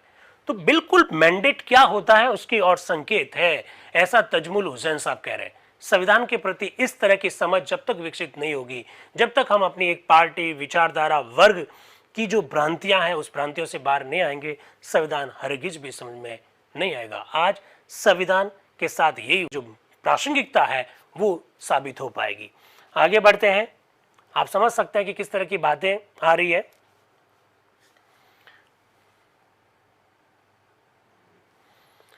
अब एचवी कामत साहब को तो छोड़ नहीं सकते। एचवी कामत साहब क्या कह रहे हैं? एचवी कामत साहब, यस, एचवी कामत साहब गजब की बात कह रहे हैं, उनको भी जरा देख लीजिएगा। श्रीमान, ये खंड भारतीय संघ की कार्यपालिका, इस भारतीय संघ की शासन प्रबंध सभा का आधार बताता है। संशोधन जो वो रख रहे हैं। इस समय हमारी जो राष्ट्रीय शासन प्रबंध सभा बहुत निर्बल है। ये कहा जा सकता है कि 200 से 20 पुरुष सदस्य अच्छे हैं, 20 से 2 अच्छे हैं, और संकट के समय तो 2 में से 1 पुरुष ही अच्छा है। संकट के समय जब फौरन ही निर्णय करना होता है, फौरन ही जब कार्य करना होता है, उस समय गतिशील शक्ति की आवश्यकता होती है, और ऐसे समय में 2 पुरुष से 1 ही बहुत अच्छा होता है। परंतु ये संशोधन शासन प्रबंध सभा की नींव को कमजोर कर देगा और वास्तव में उसको निष्क्रिय, अस्थायी और गतिहीन बना देगा। जो कार्य हमारे सामने है उसका सामना करने में वह असमर्थ रहेगी। वास्तव में मंत्रिमंडल और शासन प्रबंध सभा शिवजी की बारात या कोई म्यूजियम की कोई खिचड़ी नहीं है, परंतु वह मंत्रिमंडल जिसे हम वस्तुतः शक्तिशाली बनाना चाहते हैं। यहाँ इस स्थान में मेरे मित्र काजी ने, पंडित नेहरू जिन्होंने बिहार में जो कुछ किया, उनके कार्यों की प्रशंसा की, उसके लिए मैं आभार व्यक्त करता हूँ। लेकिन मंत्री परिषद एक जैसी होनी चाहिए, एक दल के लोग होने चाहिए। वो कोई शिवजी की बारात नहीं है, ऐसा एच.वी. कामत साहब कह रहे हैं। और वो कोई म्यूजियम, वो साफ साफ शब्दों में कह रहे हैं, अजैबघर नहीं है या कोई खिचड़ी नहीं है। 3 शब्द बोले हैं, शिवजी की बारात नहीं है, या कोई अजैबघर नहीं है, या कोई खिचड़ी नहीं है जहां सभी प्रकार के लोग शामिल होने चाहिए, ऐसा एच.वी. कामत साहब कह रहे हैं। अब आ रहे हैं पंडित जवाहरलाल नेहरू जी बोलने के लिए, और वो क्या कह रहे हैं? वो कह रहे हैं मैं बीच में हस्तक्षेप करने का साहस करता हूं। वो कह रहे हैं कि जो आपकी चर्चा जो चल रही है उसमें मैं बीच में हस्तक्षेप कर रहा हूं। और कैसे हस्तक्षेप कर रहा हूं? ताकि ये मालूम पड़ जाए कि मैं कौन सा संशोधन स्वीकार करने के लिए तैयार हूं। वो कह रहे हैं कि आप लोग जो अभी इतनी सारी बहस करके अपना अपना जो संशोधन रख रहे हैं उसमें मैं हस्तक्षेप कर रहा हूं, और मैं बिल्कुल स्पष्ट कर देना चाहता हूं कि मैं कौन सा संशोधन स्वीकार करूंगा। मैं प्रस्तावक हूं, तो मुझे कौन सा संशोधन स्वीकार होगा मैं इसको स्पष्ट कर रहा हूं। हालांकि स्वीकार करना या नहीं करना संविधान सभा पर निर्भर करता है। वो क्या कह रहे हैं? 4 संशोधन प्रस्तावित किए गए। आपने देखा, किसी ने कहा कि ज्वाइंट रिस्पॉन्सिबिलिटी होनी चाहिए, किसी ने कहा कि एकल संक्रमणीय आनुपातिक पद्धति होनी चाहिए, किसी ने कहा कि प्रधानमंत्री के लिए भी एकल संक्रमणीय आनुपातिक पद्धति होनी चाहिए। कई सारी बातें कही गई है, और किसी ने सामूहिक उत्तरदायित्व के सिद्धांत की भी बात की। तो पंडित नेहरू जी क्या कह रहे हैं वो जरा देखिएगा। वो कह रहे हैं 4 संशोधन प्रस्तावित किए गए। मैं ये साफ साफ शब्दों में कह सकता हूं कि मैं सर गोपालास्वामी आयंगर के संशोधन को स्वीकार करने के लिए तैयार हूं। गोपालास्वामी आयंगर साहब ने जो संशोधन रखा उसको मैं स्वीकार करने के लिए तैयार हूं, दूसरों का नहीं करूंगा। फिर वो कह रहे हैं पंडित भार्गव का संशोधन थोड़ा बहुत वैसा ही है जैसा गोपालास्वामी आयंगर ने व्यक्त किया, तो इसलिए कोई शब्दों का अंतर है, उनकी भी कोई दिक्कत नहीं है। लेकिन बाकी दूसरे संशोधनों में बिल्कुल ही भिन्न प्रश्न उठाए गए। उदाहरण के लिए आनुपातिक प्रतिनिधित्व के आधार पर मंत्रियों के चुनाव को लीजिए, इसको मैं हरगिज स्वीकार नहीं करूंगा, ऐसा पंडित नेहरू जी कह रहे हैं। क्यों? जरा देखिए, मेरे विचार से इससे बढ़कर मंत्रिमंडल और सरकार को निर्बल बनाने वाली और कोई बात नहीं हो सकती है। इस कारण से मैं ये रिक्वेस्ट करता हूं सभा से कि इस संशोधन को रद्द कर दें, अस्वीकार कर दें। वो कह रहे हैं मैं एकल संक्रमणीय आनुपातिक पद्धति से मंत्री और प्रधानमंत्री के चुनाव का पक्षधर नहीं हूं, क्योंकि इससे सरकार बहुत कमजोर हो जाएगी, निर्बल हो जाएगी। इसलिए मैं संविधान सभा से भी निवेदन करता हूं कि वो इसे खारिज कर दें। दूसरे संशोधन में बिल्कुल एक नई बात उठाई गई है, वह यह है कि संविधान इस प्रकार का होना चाहिए। उदाहरण के लिए करीमुद्दीन जी का संशोधन यह कहता है कि संघ की शासन प्रबंध सभा नॉन पार्लियामेंट्री होगी, इस अर्थ में कि व्यवस्थापिका के कार्यकाल से पहले वह हटाई नहीं जाएगी। ये बात एक बहुत मौलिक प्रश्न खड़ा करती है, और वह यह है कि हम अपना संविधान किस प्रकार का बनाएंगे। हम क्या अध्यक्षात्मक शासन व्यवस्था बनाएंगे या फिर parliamentary system of the government बनाएंगे? अब तक हम वैसा ही संविधान बनाने में लग रहे हैं जिसमें मंत्रिमंडल प्रधान हो, और मैं ये कह सकता हूं कि हम उससे फिर नहीं सकते, क्योंकि ऐसा करने पर संविधान का ढांचा उलट पुलट हो जाएगा।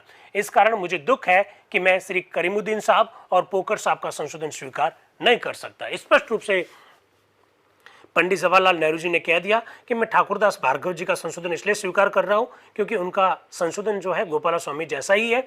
बाकी वाले मैं किसी का संशोधन स्वीकार नहीं करूंगा, क्योंकि हम parliamentary system of the government अपनाने जा रहे हैं, और आपका जो ये संशोधन है वो सब दूसरा है। इससे पूरा संविधान ऊपर नीचे हो जाएगा, उल्टा पुल्टा हो जाएगा, हमारी सारी मेहनत पर पानी फिर जाएगा। इसलिए मैं बाकी किसी का संशोधन एक्सेप्ट नहीं करूंगा, ऐसा नेहरू जी कह रहे हैं। फिर वो क्या कह रहे हैं? ये सच है कि जो असली मसौदा मैंने सभा के सामने रखा था वह बहुत ही अंशों में स्पष्ट नहीं था। वह इस कारण स्पष्ट नहीं था कि उसे अंतिम रूप में अपनाने का कोई इरादा नहीं था। अपने भावी मसौदे के लिए ये चंद संकेत थे और इसमें अवश्य ही कुछ बातें हैं जो पहले से तय मान ली गई थी। ये बात पहले ही मान ली गई थी कि राष्ट्रपति प्रधानमंत्री को आमंत्रित करेगा क्योंकि वो सभा में सबसे बड़ा दल का प्रतिनिधि होगा, और ये बात भी तय समझ ली गई थी कि प्रधानमंत्री अपने मंत्रियों को चुनेगा और वे सब के सब व्यवस्थापिका के समक्ष उत्तरदायी होंगे। ये सब बातें पहले से तय समझ ली गई थी, परंतु ये कह देना ठीक होगा कि सर गोपालास्वामी अयंगर का संशोधन इस बात को बिल्कुल स्पष्ट कर देता है, इसलिए यह संशोधन मैं स्वीकार करता हूं और मुझे आशा है कि सभा भी उसको स्वीकार करेगी, दूसरे संशोधनों को ना मंजूर कर देगी, ऐसा नेहरू जी अपने उद्बोधन में बोल रहे हैं। आगे देखिए क्या हो रहा है। अब वापस हुसैन साहब आए जो कि बिहार से हैं, वो क्या कह रहे हैं। श्रीमान, इस वाद विवाद में हस्तक्षेप करने का मेरा कोई इरादा नहीं था, क्योंकि इस वाद विवाद का विषय यह है कि हमारा जो शासन व्यवस्था है वो पार्लियामेंट्री हो या प्रेसिडेंशियल सिस्टम हो, और सिर्फ बहस की बात यही है, परंतु ये व्यवहारिक राजनीति नहीं है, क्योंकि इस समय भारत में अंग्रेजी आदर्श की ओर ही सबका झुकाव है। अमेरिका की राज्य प्रणाली को यहाँ लागू करने की चेष्टा करना या उसका गुणगान करना व्यर्थ है। संविधान बनाए जाते हैं और थोड़े ही काल के लिए, यद्यपि उसमें चिरता या स्थिरता का एक तत्व अवश्य रहता है। मैं इस समय तक जीने की आशा करता हूं जब मैं अंग्रेजी शासन आदर्श का नाश देख लूं।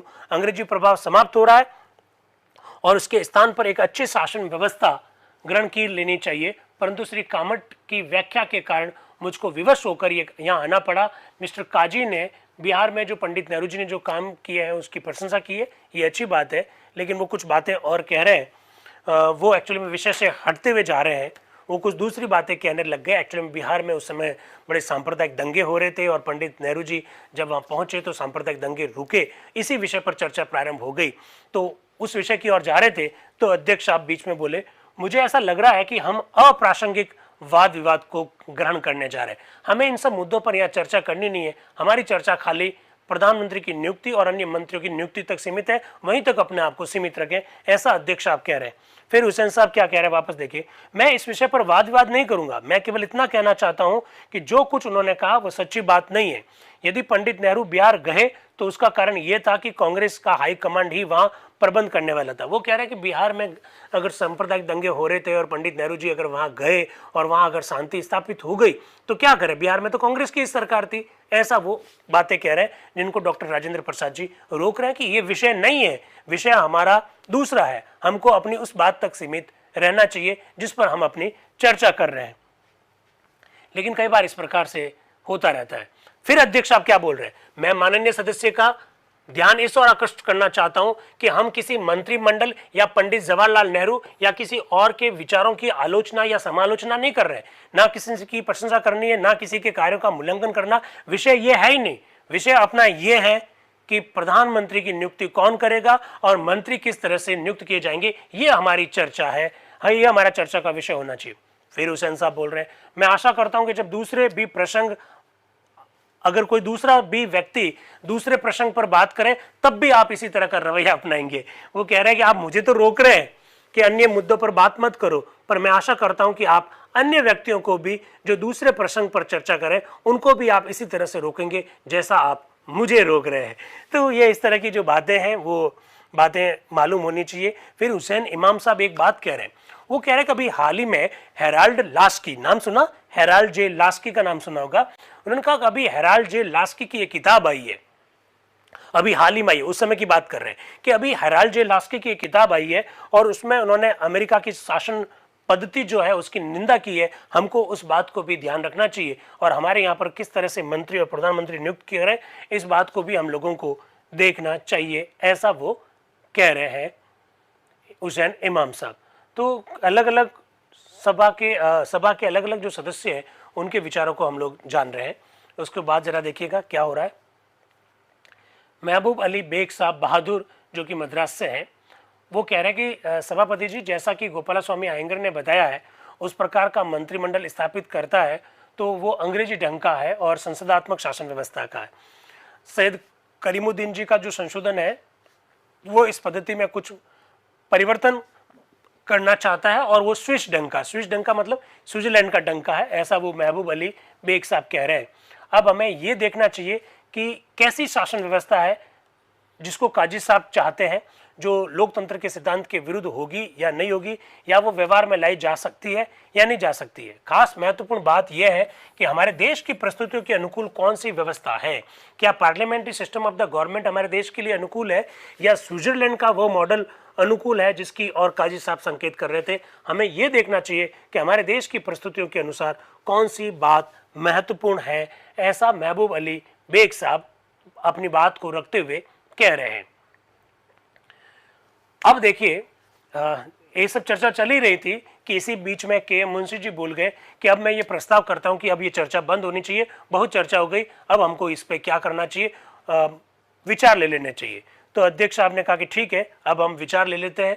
संविधान सभा के सदस्य प्रस्ताव के बारे में क्या विचार रखते हैं। प्रस्ताव क्या है, वापस बोल रहा हूं। मंत्रियों का एक मंडल होगा जो संसद द्वारा आनुपातिक प्रतिनिधित्व के सिद्धांत के आधार पर एकल संक्रमणीय पद्धति से चुने जाएंगे और मंत्रिमंडल पार्लियामेंट के प्रति उत्तरदायी रहेंगे।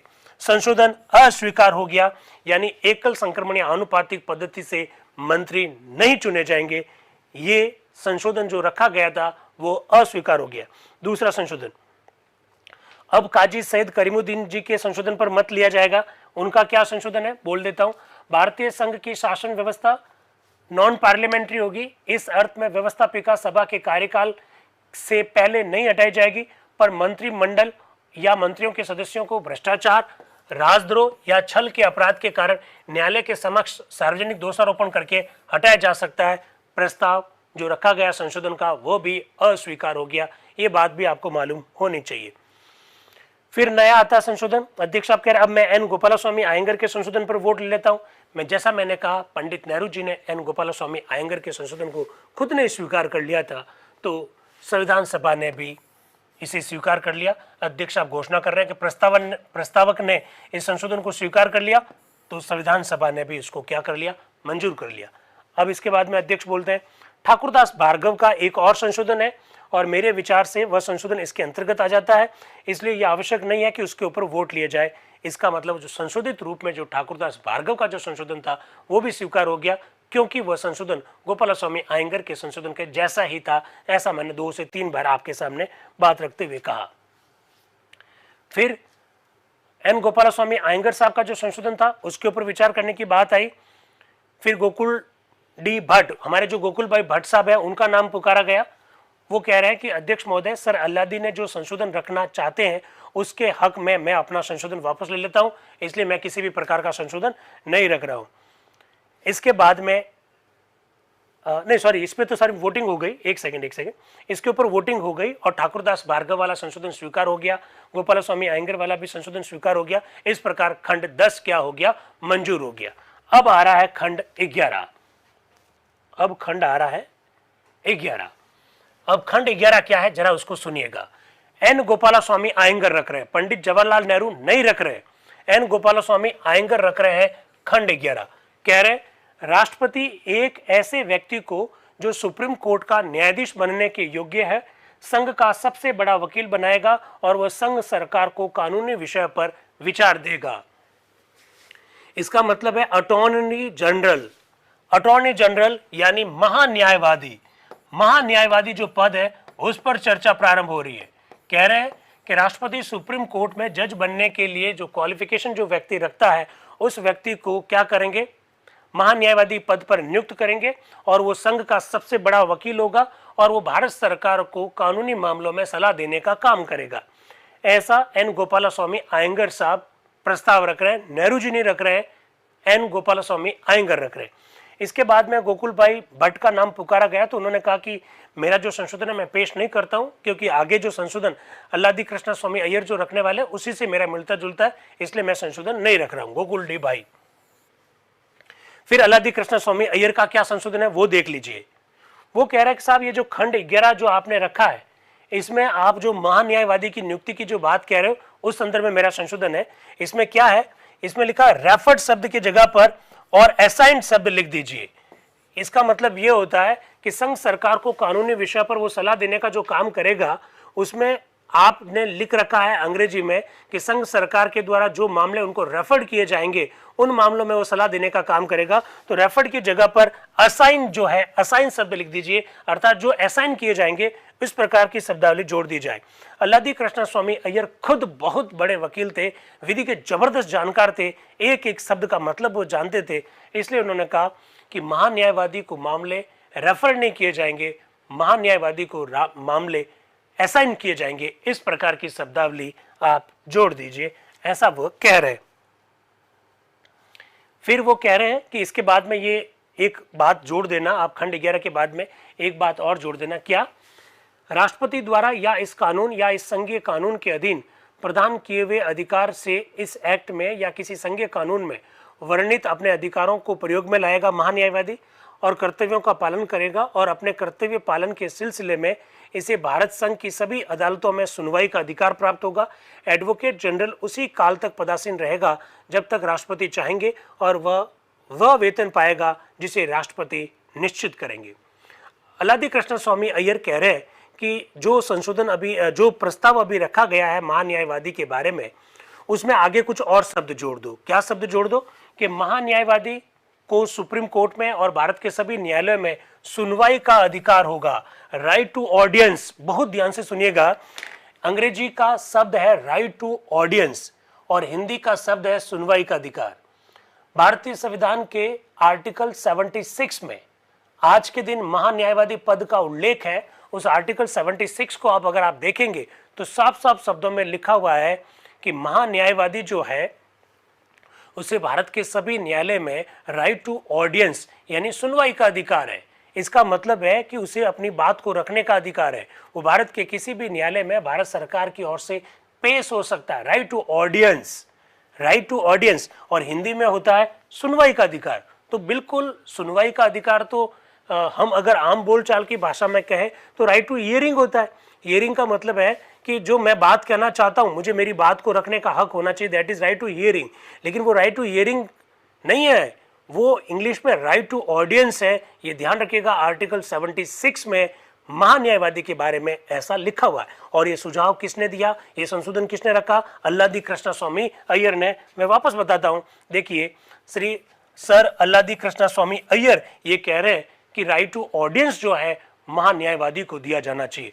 यही तो प्रश्न बनते हैं कि राइट टू ऑडियंस महान्यायवादी को देने का संशोधन किसने रखा था। और बिल्कुल आपको मालूम होना चाहिए कि हमारे वर्तमान कॉन्स्टिट्यूशन में राइट टू ऑडियंस शब्द लिखा हुआ, इनिशियल स्टेज में इस प्रकार का शब्द लिखा हुआ नहीं था।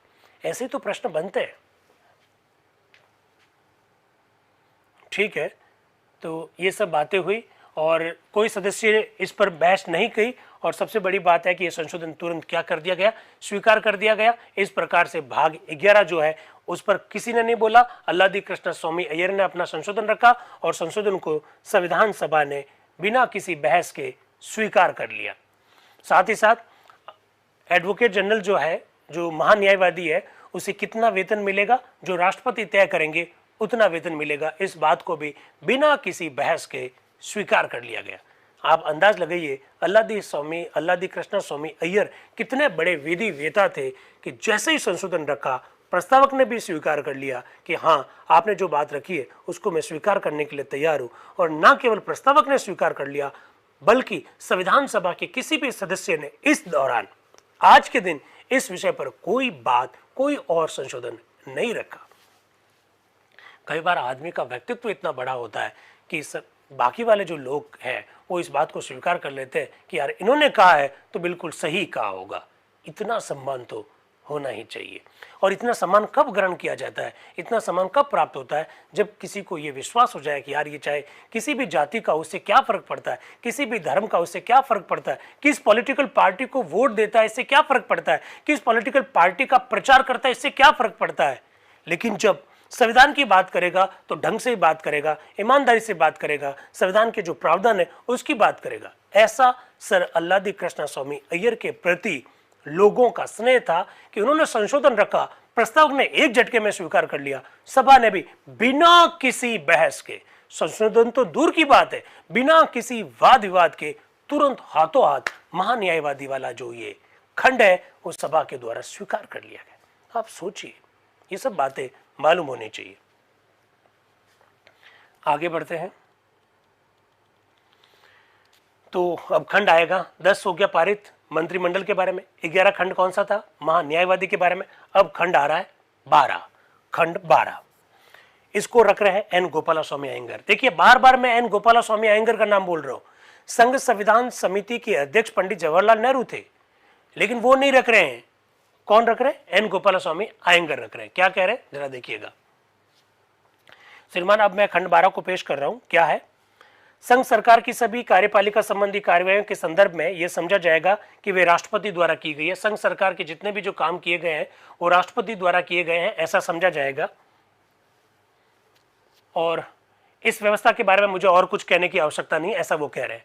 फिर वो कह रहे हैं कि भाई अध्यक्ष आप कह रहे हैं कि अनंत श्यामनम अयंगर काजी सैयद करीमुद्दीन ने के संशोधन थे, लेकिन उन्होंने अपने संशोधन पेश नहीं किए। अब अध्यक्ष आप क्या कह रहे हैं? मेरे विचार से इस वाक्य खंड के संदर्भ में कोई और दूसरा संशोधन नहीं है। जिनका संशोधन था उन्होंने अपना संशोधन पेश नहीं किया है। यदि किसी सदस्य को इस संदर्भ में किसी संशोधन की सूचना दी है और मेरी निगाह में ना आया हो तो अब कोई बता सकता है। जिन लोगों ने मुझे संशोधन की सूचना दी, मैंने उनके नाम पुकारे, वो संशोधन नहीं रखना चाहते और किसी का नाम चूक गया तो वो अब अपना विचार रख सकता है। चूंकि कोई संशोधन नहीं है इसलिए मैं अब इस पर वोट लेता हूं और तुरंत स्वीकार कर लिया गया। खंड 12 भी स्वीकार हो गया एक झटके में। खंड 11 स्वीकार, खंड 12 भी स्वीकार। अब आ रहा है खंड 13। खंड 13 किस बारे में है जरा देखिएगा। खंड 13 जैसे ही रखने वाले हैं कि आर के सिधवा जी आ जाते हैं बीच में। आर के सिधवा जी कौन? जिनका जन्म कराची में हुआ। आर के सिधवा जी मालूम है ना, पारसी समुदाय के थे ना, बड़े गजब के संविधान सभा में एक्टिव मेंबर के रूप में आपको दिखाई देंगे आर के सिधवा जी। क्या कह रहे हैं जरा कहिए, सुनिए वो क्या कह रहे हैं। सर मुझे 12A नाम का खंड रखना है। तो डॉक्टर राजेंद्र प्रसाद क्या कहने वाले हैं? अरे भाई 12A है ना, तो ये तो खुद अपना आप में एक नया अनुच्छेद है। 12A है तो ये तो अपना आप में नया अनुच्छेद है, ये कोई संशोधन नहीं है। आप 12 में जुड़वाना नहीं चाह रहे हो, आप तो 12A रख रहे हो। क्या कह रहे हैं जरा देखिएगा। श्रीमान 12A नाम का एक नया वाक्य खंड है, ये अतिरिक्त वाक्य खंड है जो मेरे नाम में है। वो इस तरह से है। वो क्या कह रहे हैं? वो गजब की बात कह रहे हैं। आप जरा देखिएगा आर के सिधवा जी क्या बात कह रहे हैं। वो कह रहे हैं 12 के नीचे 12A जोड़ दीजिए और उसमें क्या क्या लिखिए जरा देखिए। समाजवादी आर्थिक नीति, बड़े बड़े उद्योग धंधों का राष्ट्रीयकरण तथा व्यावसायिक प्रतिष्ठानों की सहकारिता के आधार पर संचालन, ये सब संघ सरकार के कर्तव्य होंगे। प्राइवेट स्वामियों द्वारा पूंजी का समानीकरण, शोषण को बंद करना, बेकारी को दूर करना और हर एक नागरिक को इस बात की गारंटी देना कि उसे काम का अधिकार मिले। आर के सिधवा जी कह रहे हैं कि संघ सरकार के कर्तव्य में ये लिखिए। कौन कौन से? समाजवादी आर्थिक नीति अपनाई जाएगी, बड़े बड़े उद्योग धंधों का राष्ट्रीयकरण कर दिया जाएगा, प्राइवेट स्वामियों की जो पूंजी है वो ले ली जाएगी, शोषण को बंद किया जाएगा, बेकारी को दूर किया जाएगा और प्रत्येक व्यक्ति को रोजगार का एक अधिकार दिया जाएगा। ये संघ सरकार के कर्तव्य होंगे। ये भी शब्द लिख दीजिए। और ये भी लिखिए मनोरंजन, वार्षिक छुट्टियां, प्रसूति के समय सवैतनिक छुट्टी, बालकों के हितों के काम, विश्राम स्थान, क्लब, हर श्रेणी के लिए सुखद निवास स्थान मिलेगा। सभी प्रकार के व्यक्तियों को सभी अच्छे रहने के लिए मकान मिलेंगे। ये भी संघ सरकार के कर्तव्य है। ये भी लिखिए आप।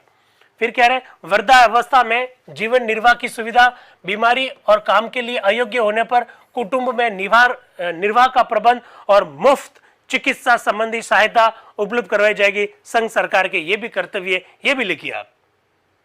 आर के सिधवा जी कह रहे हैं, गजब की बात है कि नहीं है? सभी लोगों को रोजगार दिया जाएगा, ये संघ सरकार का कर्तव्य है। जितने भी जो प्राइवेट पूंजी है उनको समान कर दिया जाएगा, बड़े बड़े उद्योग धंधों का राष्ट्रीयकरण कर दिया जाएगा, लोगों को मुफ्त में इलाज उपलब्ध करवाया जाएगा, लोगों को रहने के लिए बहुत सुंदर सा मकान उपलब्ध करवाया जाएगा। ये सब संघ सरकार के कर्तव्य है, ऐसा लिख दीजिए। ऐसा वो कह रहे हैं। फिर अध्यक्ष साहब क्या कह रहे हैं जरा सुनिएगा। मेरा ये विचार है कि ये सब भाग 3 में आते हैं। और भाग 3, आज का भाग 3 क्या है? मौलिक अधिकार। उस समय भी भाग 3 में मौलिक अधिकार थे। तो डॉक्टर राजेंद्र प्रसाद कह रहे हैं कि मुझे लगता है कि ये सब बातें जो है भाग 3 के अंतर्गत आती है। जब हम उन पर विचार करना प्रारंभ करें तब आप इसको पेश कर सकते हैं। हम यहाँ पर मौलिक अधिकारों की बात थोड़ी कर रहे हैं, हम यहाँ पर मौलिक अधिकारों की बात नहीं कर रहे हैं, ऐसा अध्यक्ष साहब कह रहे हैं। ओके, इस पर चर्चा बंद करो और गोपाल स्वामी आयंगर से निवेदन करूंगा कि खंड 13 पेश कीजिए, खंड 13 पेश कीजिए। अब गोपाल स्वामी आयंगर साहब जो है खंड 13 पेश करते हैं। सुनिएगा खंड 13 क्या है। संघ का कानून निर्माण संबंधी अधिकार संघ की पार्लियामेंट को प्राप्त होगा, जिसमें राष्ट्रपति, council of states, house of people ये सब होंगे। संघ के जितने भी जो कानून है वो कानून बनाने का अधिकार एक पार्लियामेंट को होगा। उस पार्लियामेंट में राष्ट्रपति होंगे, उसमें काउंसिल ऑफ स्टेट्स होगी, उसमें हाउस ऑफ द पीपल होंगे। ये खंड 13 पेश किया गया है। ठीक है, इस संदर्भ में वो खुद ही कह रहे, पेश करते हुए कह रहे कि इस संदर्भ में एक संशोधन की सूचना मिली है जिसमें यह कहा गया कि 2 सभाओं वाली राष्ट्रीय परिषद शब्द हटा दिया जाए। अगर ऐसा किया गया तो खंड का रूप ये हो जाएगा। अब देखिए, संविधान सभा में 2 हाउस पार्लियामेंट में होंगे नहीं होंगे, अब उस पर बहस की जाएगी।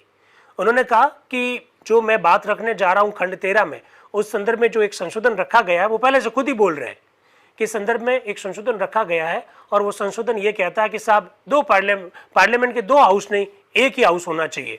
तो ऐसी वो बात कह रहे हैं। फिर वो आगे कह रहे हैं ये इस वास्ते किया गया कि भविष्य में संघ की व्यवस्थापिका के बहुत से नाम ना हो जाए। संघ की पार्लियामेंट में सभापति और 2 सभा होनी चाहिए। वो एक जना कह रहा है कि राष्ट्रीय परिषद जो है यानी पार्लियामेंट जो है, ये शब्द वहां से इस कारण से रखे गए हैं कि वह सभापति को छोड़कर केवल 2 सभाओं का निर्देश करे। इस प्रकार की ये बात आ रही है। फिर इसके बाद में आर के सिधवा जी अपना संशोधन लेकर आ रहे हैं। वो क्या कह रहे हैं जरा सुनिएगा। श्रीमान, मेरा इस संदर्भ में एक संशोधन है। वो कह रहे हैं मेरा संशोधन यह है कि पार्लियामेंट शब्द जो है वो हटा दो। सुनिए, हमारी एक पार्लियामेंट होगी, उसमें राष्ट्रपति होंगे, लोकसभा होंगे, राज्यसभा होगी। तो आर के सिधवा जी कह रहे साहब ये पार्लियामेंट जो शब्द है वो हटा दो। पार्लियामेंट हटा दो तो फिर क्या लिखोगे बताओ? पार्लियामेंट हटा दो तो फिर क्या लिखोगे? आर के सिधवा जी कह रहे हैं पार्लियामेंट शब्द के स्थान पर कांग्रेस लिख दो। पार्लियामेंट शब्द के स्थान पर कांग्रेस लिख दो। वो कह रहे हैं संघ की पार्लियामेंट इन शब्दों के पश्चात जो कांग्रेस के नाम से जानी जाएगी ये शब्द जोड़ दिया जाए। संघ की जो पार्लियामेंट है उसका नाम कांग्रेस होगा, इस प्रकार की शब्दावली जोड़ दी जाए। आर के सिधवा जी ने ऐसा कहा। तर्क देखिए क्या तर्क है। मेरा प्रयोजन यह है श्रीमान, चूंकि हमने स्वतंत्रता भारत की राष्ट्रीय कांग्रेस के आश्रय में प्राप्त की है, इस कारण मैं ये चाहता हूं कि कांग्रेस का नाम हमारे भावी संविधान में अमर हो जाए। मैं जानता हूं कि बहुत से सदस्यों की ये इच्छा है कि अनेक शब्द जो संविधान में प्रयुक्त किए जाए वह इस समय छोड़ दिए जाए ताकि उन पर फिर से विचार किया जाए। इस परिस्थिति में इसको अभी प्रस्तावित करने का साहस मैं नहीं करता, परंतु इतना चाहता हूं कि कांग्रेस का जो शब्द है हमारे संविधान में अवश्य आ जाए, जिससे कि ये स्मरणीय नाम हमेशा के लिए अमर हो जाए, क्योंकि इसी नाम के आश्रय से हमने अपने देश में 65 वर्ष तक संग्राम किया है। ऐसा आर के सिधवा जी कह रहे हैं। मोहम्मद ताहिर साहब आ रहे हैं आगे। वो क्या कह रहे हैं? जनाबे वाला, मैंने जो संशोधन पेश किया है उसमें अल्फाज का ज्यादा लिहाज नहीं रखा गया है। चूंकि हम लोग इस वक्त असूली तौर पर गुफ्तगू करने वाले हैं, तो मेरा संशोधन अगर सही ढंग से पढ़ा जाए तो इस तरह से होगा। That is clause 13 for the word comprise 2 houses the council of states and the word namely be substituted। वो ऐसा कुछ कह रहे हैं। वो कह रहे हैं कि भाई 2 हाउस होंगे जिसमें एक काउंसिल ऑफ स्टेट्स यानी राज्यसभा होगी, इस प्रकार के शब्द जो है वो जोड़ दिया जाए। इस प्रकार की बात जो है मोहम्मद ताहिर साहब कह रहे हैं, जो कि बिहार से आते हैं और मुस्लिम है। संविधान सभा के एक मेंबर के रूप में वो कुछ शब्द जो है इसमें जोड़ना चाहते हैं। इसके बाद में एस वी कृष्णमूर्ति जी आते हैं जो कि मैसूर से हैं, और आप लोग जानते हैं कि मैसूर भी एक रियासत थी, जैसे राजस्थान की जो विभिन्न रियासतें थी उसी प्रकार से एक रियासत थी। वो ये कहना चाह रहे हैं कि साहब ये जो संसद, आप जो पार्लियामेंट की जो स्थापना या पार्लियामेंट के संदर्भ में जो आप प्रावधान कर रहे हैं, उस प्रावधानों के अंतर्गत एक छोटी सभा का एक प्रावधान होना चाहिए, जो कि इस प्रस्ताव में कहीं उल्लेखित नहीं है। वो ये कह रहे हैं कि साहब इसका उद्देश्य ये है कि छोटी सभा क्या होती है इसका मैं मतलब बताना चाहता हूँ, क्योंकि ये जो संशोधन रखा गया है इसमें छोटी सभा शब्द का उल्लेख नहीं आया है। फिर इसी बीच में वी टी कृष्णमाचारी जी जो कि जयपुर से हैं, बहुत ध्यान से सुन लीजिए, वीटी कृष्णमाचारी जी जो कि जयपुर से हैं, जो हमारे संविधान सभा के उपाध्यक्ष भी रहे, ये बात भी मालूम होनी चाहिए। मैं अभी यही कहने वाला था कि संशोधन मैं पेश नहीं करने वाला हूं, ऐसी वो बात कह रहे हैं। इसके बाद में के संथानम साहब कुछ बोल रहे हैं जो कि मद्रास से हैं। वो ये कह रहे हैं कि साहब ये जो दो सभाओं वाली जो पार्लियामेंट शब्द जो है उसको हटा दिया जाए। सर एन गोपाला स्वामी आयंगर ने बता दिया है कि ये शब्द क्यों हटाया जाए। संघ संविधान समिति के साथ इस बात की मुझे पूरी सहानुभूति है कि सारे अच्छे अच्छे शब्द उसमें शामिल किए जाए, लेकिन जो पार्लियामेंट में जो राष्ट्रीय परिषद शब्द जो है वो वास्तव में बड़ा सुंदर लगता है, परंतु पार्लियामेंट शब्द भी हमें अवश्य रखना चाहिए। नेशनल असेंबली रखो, पार्लियामेंट रखो, लेकिन मैं चाहता हूं कि पार्लियामेंट शब्द रखना चाहिए क्योंकि हमने बहुत अन्य शब्दों को भी रखा है। इन दोनों वाक्यों को शामिल करने के लिए उन्होंने एक अच्छा उपाय ये निकाला है कि नेशनल असेंबली इन शब्दों से ये प्रयोजन है कि इसमें दोनों सभाएं शामिल हो जाती है और पार्लियामेंट शब्द में दोनों सभाओं के साथ साथ राष्ट्रपति भी शामिल हो जाता है। कितनी सुंदर सी बात कही कि भाई पार्लियामेंट शब्द ना रखा जाए, एक मेंबर ने कहा, और एक मेंबर ने कहा कि भाई नेशनल असेंबली शब्द रखा जाए। एक मेंबर ने कहा कि पार्लियामेंट का जो नाम है वो कांग्रेस होना चाहिए। ये तीन बातें हैं। के संतानम साहब कह रहे हैं कि जो पार्लियामेंट है और जो नेशनल असेंबली जो शब्द है उसमें बड़ा अंतर है। उन्होंने कहा नेशनल असेंबली शब्द का प्रयोग करोगे तो उसमें दो हाउस आएंगे, एक हाउस ऑफ पीपल और दूसरा काउंसिल ऑफ स्टेट्स। लेकिन जैसे ही पार्लियामेंट शब्द का प्रयोग करते हो तो उसमें भी दो हाउस होंगे, house of the people and council of states. लेकिन पार्लियामेंट शब्द का प्रयोग करते ही उसमें राष्ट्रपति भी इंक्लूड हो जाता है। नेशनल असेंबली में राष्ट्रपति इंक्लूड नहीं होता है, इसलिए नेशनल असेंबली मत रखो, पार्लियामेंट शब्द रखो ताकि पार्लियामेंट में राष्ट्रपति भी शामिल रहे। कितनी सुंदर सी बात कही। आप लोग जानते हैं वर्तमान भारतीय संविधान का आर्टिकल 79 जो है वो साफ साफ शब्दों में कहता है कि पार्लियामेंट होगी जिसमें राष्ट्रपति होंगे, राज्यसभा होंगे, लोकसभा होंगे। अगर नेशनल असेंबली शब्द रखते हो तो राज्यसभा और लोकसभा तो होगी लेकिन राष्ट्रपति होने का उल्लेख नहीं होगा। कितनी सुंदर बातें हैं। ये सब कॉन्सेप्ट कैसे जानेंगे, ऐसे जानेंगे। ये सब बातें मालूम होनी चाहिए, खाली फीडबैक लिंक का ही वेट ना करें। इसके बाद में प्रोफेसर सिब्बल लाल सक्सेना जी आ रहे हैं जो कि संयुक्त प्रांत से आए। वो कह रहे हैं श्रीमान अध्यक्ष महोदय, इस प्रस्ताव में हमको दोनों सभाओं अर्थात नीचे वाली सभा और ऊपर वाली सभा के लिए वोट देने को कहा है। मैं ये बताना चाहता हूं कि पिछले वर्षों में हमारा ये अनुभव रहा है कि ऊपर की सभा उन्नति के मार्ग में रुकावट रही है। अब प्रोफेसर सिब्बल लाल सक्सेना जी जो संविधान सभा में टॉप उन लोगों में से हैं जिन्होंने 1 लाख से ज्यादा शब्द बोले, वो राज्यसभा के बारे में क्या कह रहे हैं। ऊपर की सभा यानी राज्यसभा, नीचे की सभा यानी house of the people Lok Sabha, ऊपर की सभा राज्यसभा के बारे में उनके क्या विचार है जरा देख लीजिए। वो कह रहे हैं श्रीमान अध्यक्ष महोदय, इस प्रस्ताव में हमको दोनों सभाएं नीचे की सभा और ऊपर की सभा रखने के लिए कहा गया और हमको वोट देने के लिए कहा गया। मैं ये बताना चाहता हूं कि पिछले वर्षों में हमारा ये अनुभव रहा है कि ऊपर की सभा उन्नति के मार्ग में रुकावट रही है। मैं नहीं समझता हूं कि ये उचित होगा कि उसी बात को हम अपने नवीन संविधान में रखें। मेरा ख्याल है कि संसार में सब स्थानों पर ऊपर की सभा के विषय में ऐसा ही अनुभव रहा है। ऊपर की सभा ने किसी और देश में उन्नति के कार्य में कभी हाथ नहीं बटाया है। इसने हमेशा प्रगति के मार्ग में बाधा डाली है। सो यदि हम अभी सावधान नहीं रहे तो हम ऐसी जल्दी जल्दी उन्नति नहीं कर सकेंगे जैसा कि हम चाहते हैं। भारत संसार का सबसे बड़ा राष्ट्र है, हमें रूस और अमेरिका के साथ मुकाबला करना। उस समय कह रहे हैं हमें रशिया और अमेरिका के साथ मुकाबला करना है और वहाँ राज्यसभा जैसा एक ऊपर की सभा होगी तो हमारे मार्ग में बाधा आएगी, हमारी प्रगति में बाधा आएगी, ऐसा प्रोफेसर सिब्बल लाल सक्सेना जी कह रहे हैं। फिर वो कह रहे हैं कि हमें रशिया और अमेरिका के साथ मुकाबला करना है। यदि हम अंतर्राष्ट्रीय क्षेत्र में अपना उचित पद ग्रहण करना चाहते हैं, जो उन्नति साधारण रूप से 50 वर्षों में हम लोग प्राप्त करना चाहते हैं वो 50 वर्षों में हमको प्राप्त नहीं करनी है, हमको 5 से 10 वर्षों में प्राप्त करनी है।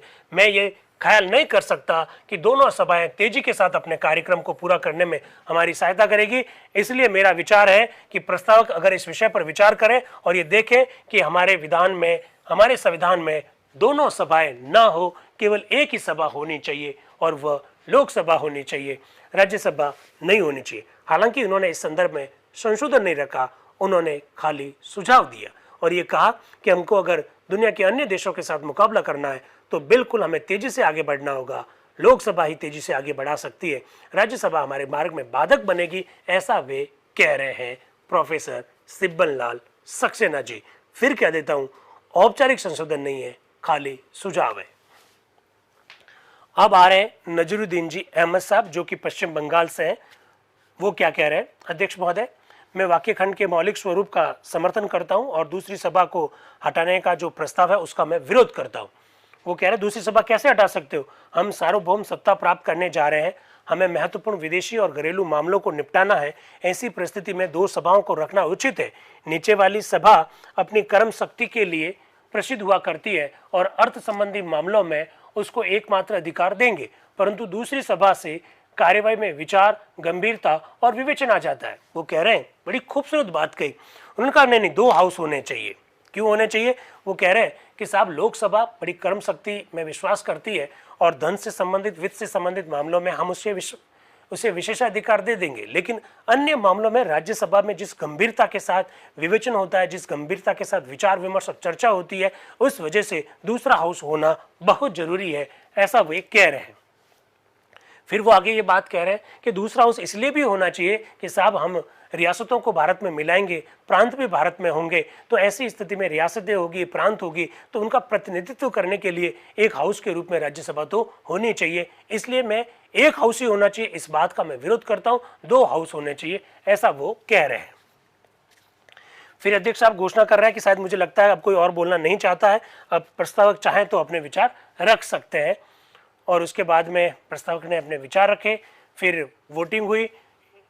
वोटिंग में अलग अलग संशोधन जो रखे गए उसके ऊपर वोटिंग हुई और सारे जो संशोधन है वो क्या कर लिए गए, हटा दिए गए, अस्वीकृत हो गए। दो सभा वाली राष्ट्रीय परिषद जो शब्द हटाया जाए इसको भी हटा दिया गया, पार्लियामेंट शब्द ही रखा गया। संविधान सभा में जो संशोधन जो रखे गए और इस पर जो वोटिंग हुई, उसके बाद आता है वाक्य खंड 14। अब जैसे ही वाक्य खंड 14 के लिए एन गोपालास्वामी अयंगर का नाम जैसे ही पुकारा जाता है, वो क्या कह रहे हैं जरा देखिएगा। वो खुद प्रस्तावक है, प्रस्तावक तो वैसे नेहरू जी को होना चाहिए, लेकिन एन गोपालास्वामी अयंगर उनके बिहाफ पर रख रहे हैं। वो खुद क्या कह रहे हैं जरा देखिए। वो कह रहे हैं, आपकी और सभा की आज्ञा से मैं खंड 14 को केवल औपचारिक तौर पर उपस्थित करता हूं और प्रार्थना करता हूं कि इस पर संशोधनों को पेश किया जाना और वाद विवाद किसी अगले दिन के लिए स्थगित किया जाए। वो कह रहे हैं कि मैं खंड 14 रखना चाह रहा हूं, लेकिन मैं औपचारिक तौर पर रखना चाह रहा हूं। मैं ना तो खुद इसके ऊपर कोई वाद विवाद करूंगा और संविधान सभा के सदस्यों ने जो संशोधन दिए हैं वो संशोधन भी आज पेश नहीं किया जाए और उसके ऊपर वाद विवाद भी जो है आज नहीं किए जाए, किसी और दिन किए जाए, ऐसा एन गोपालास्वामी अयंगर साहब कह रहे हैं।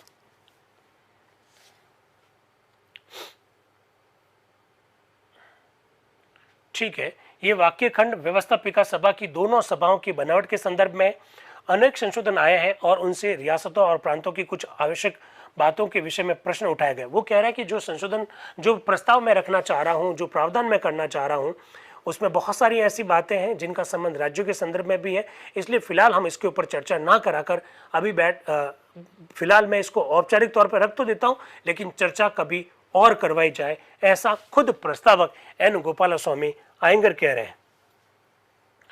और इसके बाद में अध्यक्ष साहब क्या कह रहे हैं, मेरे ख्याल से सभा को इस सुझाव के स्वीकार करने में कोई आपत्ति नहीं है कि ये वाक्य खंड आज सिर्फ पेश कर दिया जाए, पर इसके विषय में वाद विवाद किसी अगले समय के लिए स्थगित कर दिया जाए। तो ध्यान रखना, आज सिर्फ पेश होगा खंड 14, उस पर चर्चा नहीं होगी।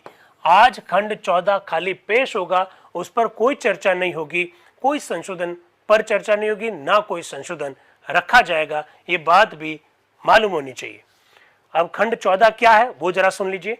वो कह रहे हैं कि राज्यसभा में कौन लोग शामिल होंगे। काउंसिल ऑफ स्टेट्स, राज्यसभा का ढांचा खंड 14 से संबंधित है। चूंकि खंड 14 का संबंध राज्य से भी है, इसलिए एन गोपालास्वामी अयंगर साहब पहले कह रहे हैं कि इसको अभी स्थगित कर देते हैं, इस पर चर्चा को स्थगित कर देते हैं। हालांकि प्रस्ताव जो है मैं रख देता हूं। क्या कह रहे हैं जरा सुनिए। राज्यसभा में ये लोग शामिल होंगे, मनोनीत सदस्य होंगे।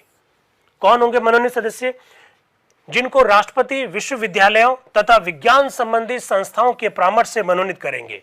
वाह वाह वाह, गोपालास्वामी अयंगर साहब ने रखा कि राज्यसभा में कुछ लोग मनोनीत होंगे और वो मनोनीत कौन होंगे, लिखा कि राष्ट्रपति उन्हें मनोनीत करेंगे और वो विश्वविद्यालय से संबंधित लोग होंगे। स्वीकार कर लेते यार, कुछ संभावनाएं बन जाती, पर स्वीकार किया ही नहीं।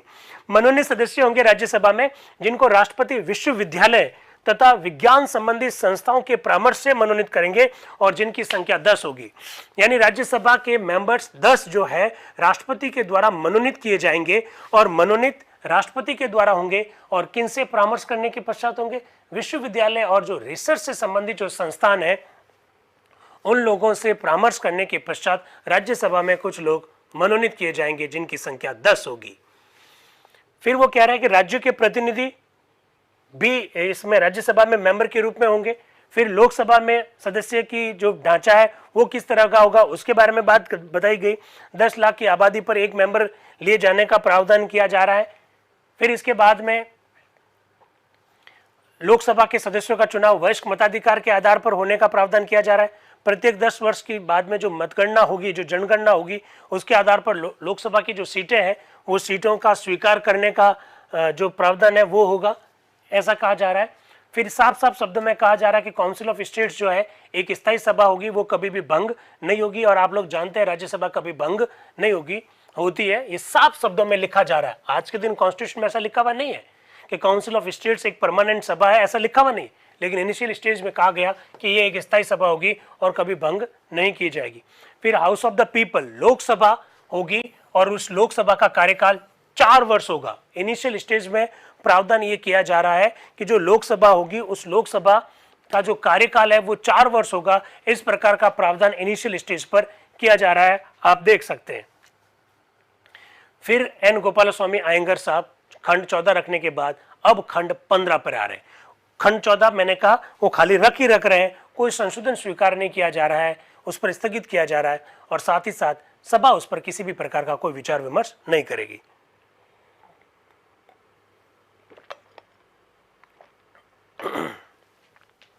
एन गोपाल स्वामी अयंगर साहब अब रख रहे हैं खंड 15। खंड 15 क्या है?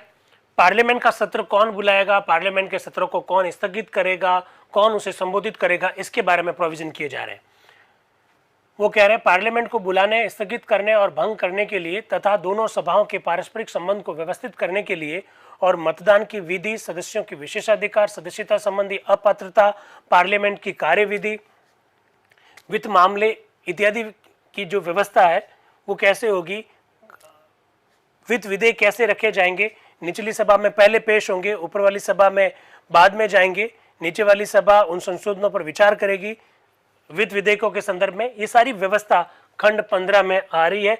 एन गोपाल स्वामी अयंगर साहब इसको रख रहे हैं। फिर साथ ही साथ वो ये भी कह रहे हैं, क्या कह रहे हैं, राष्ट्रपति क्या करेगा, किसी भी विधेयक पर अपनी स्वीकृति कितनी अवधि में देगा, उसके बारे में क्या कह रहे हैं।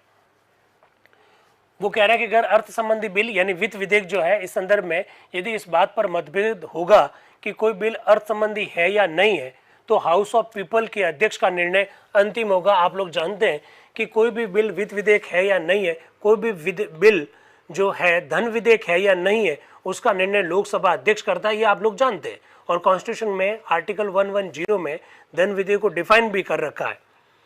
फिर लिखा है कि धन विधेयक संबंधी बिलों को छोड़कर अन्य मामलों में दोनों सभाओं को कानून बनाने का समान अधिकार होगा और गतिरोध उत्पन्न होने पर दोनों सभाओं की जॉइंट सीटिंग बुलाई जाएगी। राष्ट्रपति को नेशनल असेंबली द्वारा स्वीकृत बिल को 6 माह के अंदर पुनर्विचारात वापस भेजने का अधिकार होगा। इनिशियल स्टेज में इस प्रकार के प्रोविजंस कॉन्स्टिट्यूशन में किए जा रहे हैं। वो ये कह रहे हैं कि अन्य बिलों के संदर्भ में, धन विधेयक को छोड़कर अन्य बिलों के संदर्भ में राज्यसभा और लोकसभा दोनों को समान रूप से शक्तियां प्राप्त रहेगी। साफ साफ शब्दों में लिखा हुआ। लेकिन महत्वपूर्ण बात यह है कि राष्ट्रपति अगर किसी बिल को पुनर्विचारात भेजना चाहता है तो 6 महीने के अंदर पुनर्विचारात उसे भेजना होगा।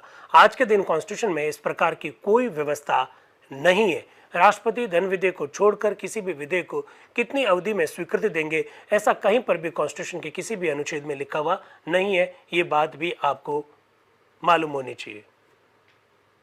इस यार क्या है यार, दे दो भाई, इनको फीडबैक दे दो,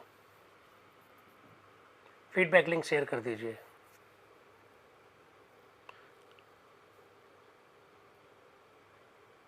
इनको सर्टिफिकेट ही भेज दो ना यार, फीडबैक की कहाँ ज़रूरत है, सर्टिफिकेट भेज दो इनको।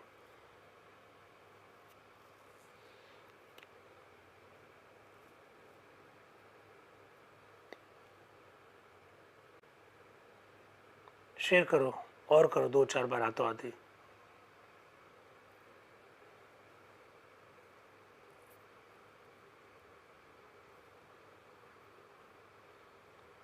बार बार बार बार फीडबैक भेजो। क्या मुझे इतना भी याद नहीं रहता है?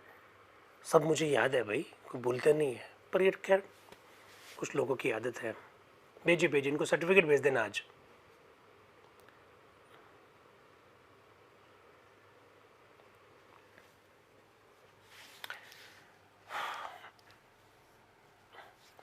फिर उन्होंने अपना प्रस्ताव रखा ऐसा, और अब इस प्रस्ताव पर अलग अलग क्या आएंगे, संशोधन आएंगे।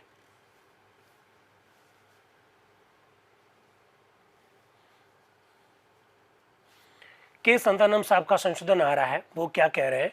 के संतानम साहब कह रहे हैं कि धन विधेयक बिलों के अतिरिक्त और जो बिल राष्ट्रपति के समक्ष उनकी स्वीकृति के लिए पेश किए जाए, उनको वह पुनर्विचारात संघ की व्यवस्थापिका सभा के पास वापस भेज सकते हैं, पर अगर व्यवस्थापिका द्वारा स्वीकृत होने के 6 सप्ताह के बाद ये वापस नहीं किए जाएंगे। इस प्रकार का जो प्रोविजन है वो के संतानम लाना चाह रहे हैं। आज की कॉन्स्टिट्यूशन में इस प्रकार का प्रोविजन नहीं है, ये भी बात आपको मालूम होनी चाहिए। इसके बाद में किसी भी प्रकार का कोई और संशोधन नहीं आया और सीधा इसके ऊपर वाद विवाद स्टार्ट हो गया। और वाद विवाद में सबसे पहले जो है एम अनंत सैमनम आयंगर साहब आ रहे हैं। वो है मद्रास से। वो क्या कह रहे हैं? मैं संशोधन का समर्थन करता हूं। हमें बड़ी प्रसन्नता होगी यदि धन विधेयक संबंधी बिलों के विषय में कोई व्यवस्था कर दी जाए जिससे राष्ट्रपति द्वारा पुनर्विचार उसे लौटाने की अवधि में कमी हो जाए। मुझे मालूम है कि बहुत से मामलों में जब केंद्रीय व्यवस्थापिका ने बिल पास कर दिए तो हमारे अभिप्राय के विरुद्ध कुछ व्यवस्था उसमें उत्पन्न हो गई थी। एम अनंत श्यामनम आयंगर साहब ये चाह रहे हैं कि धन विधेयक के संदर्भ में जो भी बात हो उस संदर्भ में कॉन्स्टिट्यूशन में लिख दिया जाए, ऐसा वो कहना चाह रहे हैं। फिर एक माननीय सदस्य कुछ बोल रहे हैं, हालांकि उनका नाम जो है वो नहीं दे रखा है, ऐसा साफ साफ शब्दों में लिखा हुआ कि एक माननीय सदस्य कह रहे हैं। फिर एन गोपाला स्वामी जो कि प्रस्तावक है, जो मूल प्रस्तावक है, वो बात कह रहे हैं। वो कह रहे हैं कि के संतानम साहब ने जो संशोधन पेश किया है उसे मैं स्वीकार करता हूँ। मतलब धन विधेयक के संदर्भ में कुछ सीमाएं होनी चाहिए, अन्य बिलों के संदर्भ में कोई सीमाएं नहीं होनी चाहिए। हालांकि इनिशियल स्टेज में 6 माह का प्रावधान राष्ट्रपति के संदर्भ में किया जा रहा है। इसके बाद में अध्यक्ष साहब ने कहा कि अब मैं इस पर वोट लेता हूं, और वोट लिए गए, प्रस्ताव स्वीकार कर लिया गया और 15 जो खंड है वो स्वीकार हो जाता है एज इट इज़।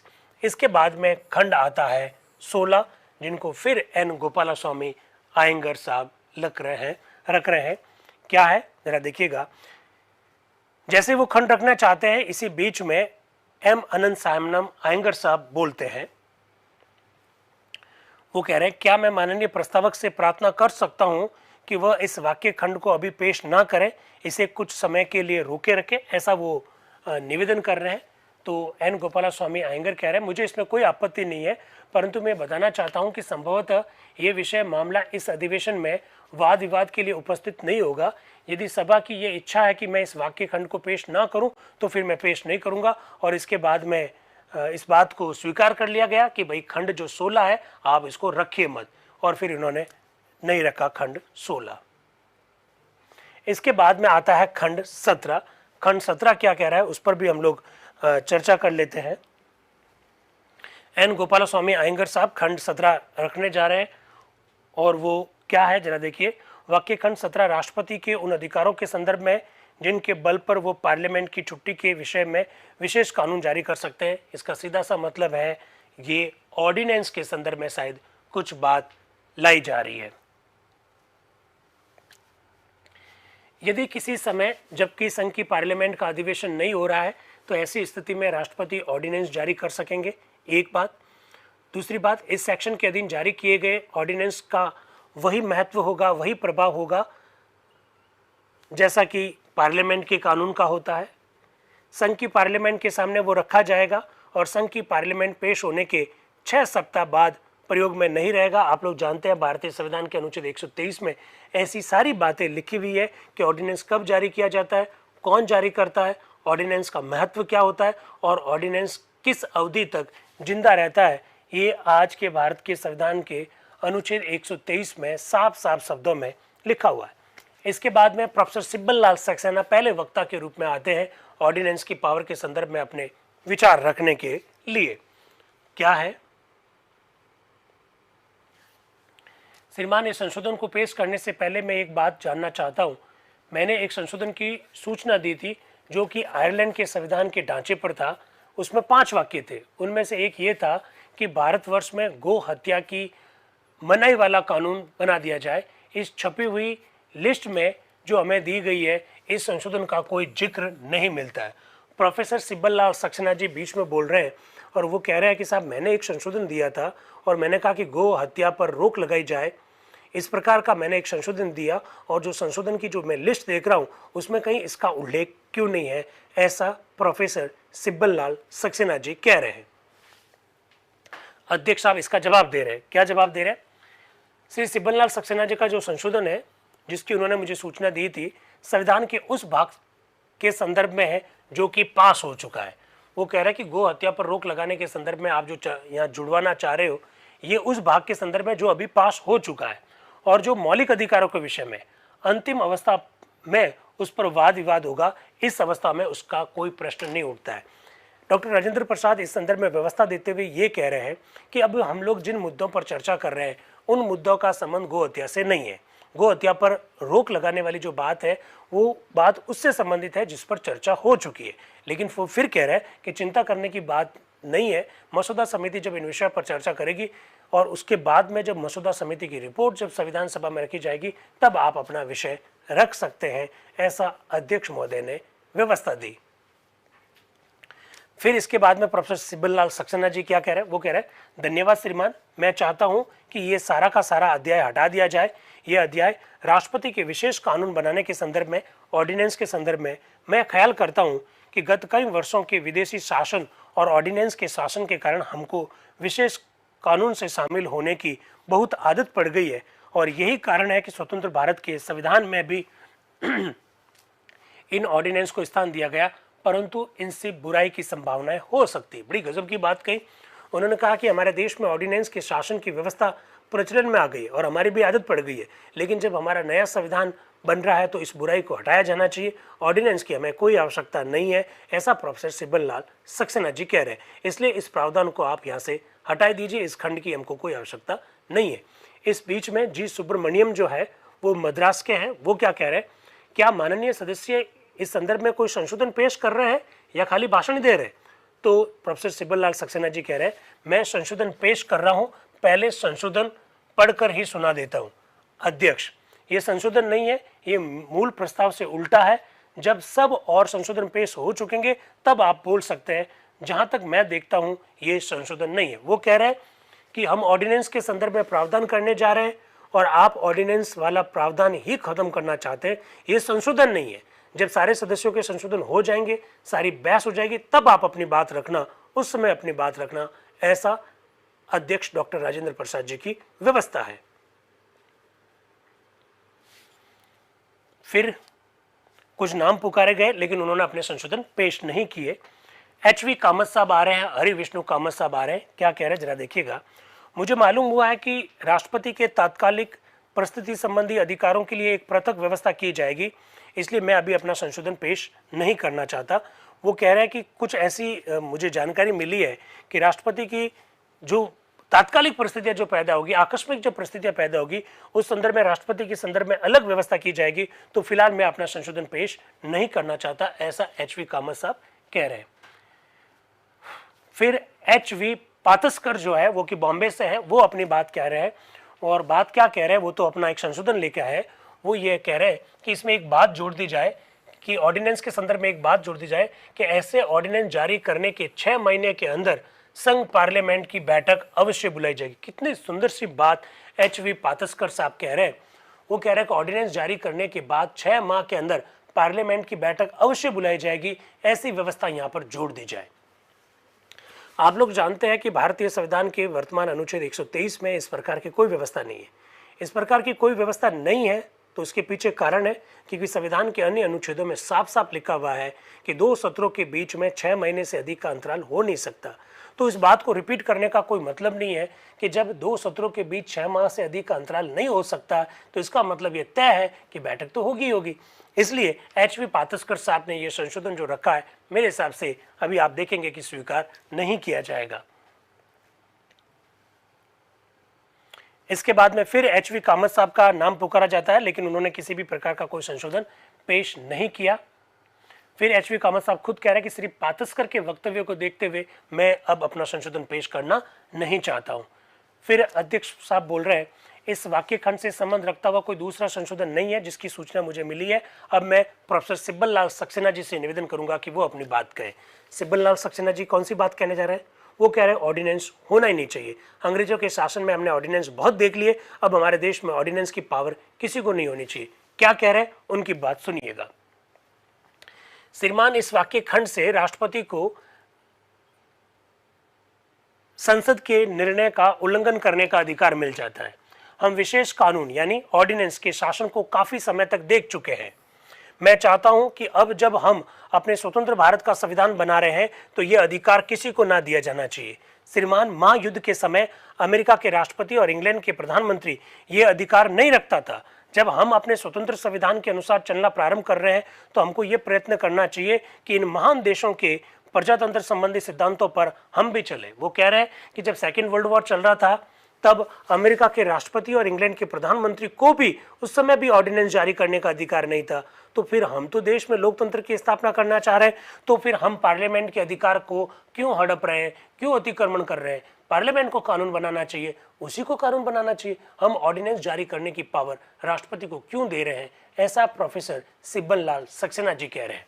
आगे क्या कह रहे हैं, कितनी सुंदर सी बात कह रहे हैं। वो कह रहे हैं तो हमको ये प्रयत्न करना चाहिए कि इन दो महान देशों के प्रजातंत्र संबंधी सिद्धांतों को पर हम भी चले। ये अधिकार यदि एक बार दे दिए जाए तो अवश्य हमें बुराई की ओर ले जाएंगे। ये अधिकार जब दे दिया जाता है तो प्राय तुच्छ चीजों के लिए भी इसका उपयोग कर दिया जाता है। बहुत सुंदर सी बात कही है। जिस तरह से हमारे देश में राज्यपाल महोदय अनुच्छेद 213 और अनुच्छेद 123 के तहत राष्ट्रपति महोदय अध्यादेश जारी करते हैं और जो अध्यादेशों के संदर्भ में जो अनुभव रहा है, कितनी सुंदर सी बात प्रोफेसर सिब्बल लाल सक्सेना जी ने उस समय कह दी कि साहब छोटी छोटी बातों के लिए अध्यादेश जारी कर दिए जाते हैं।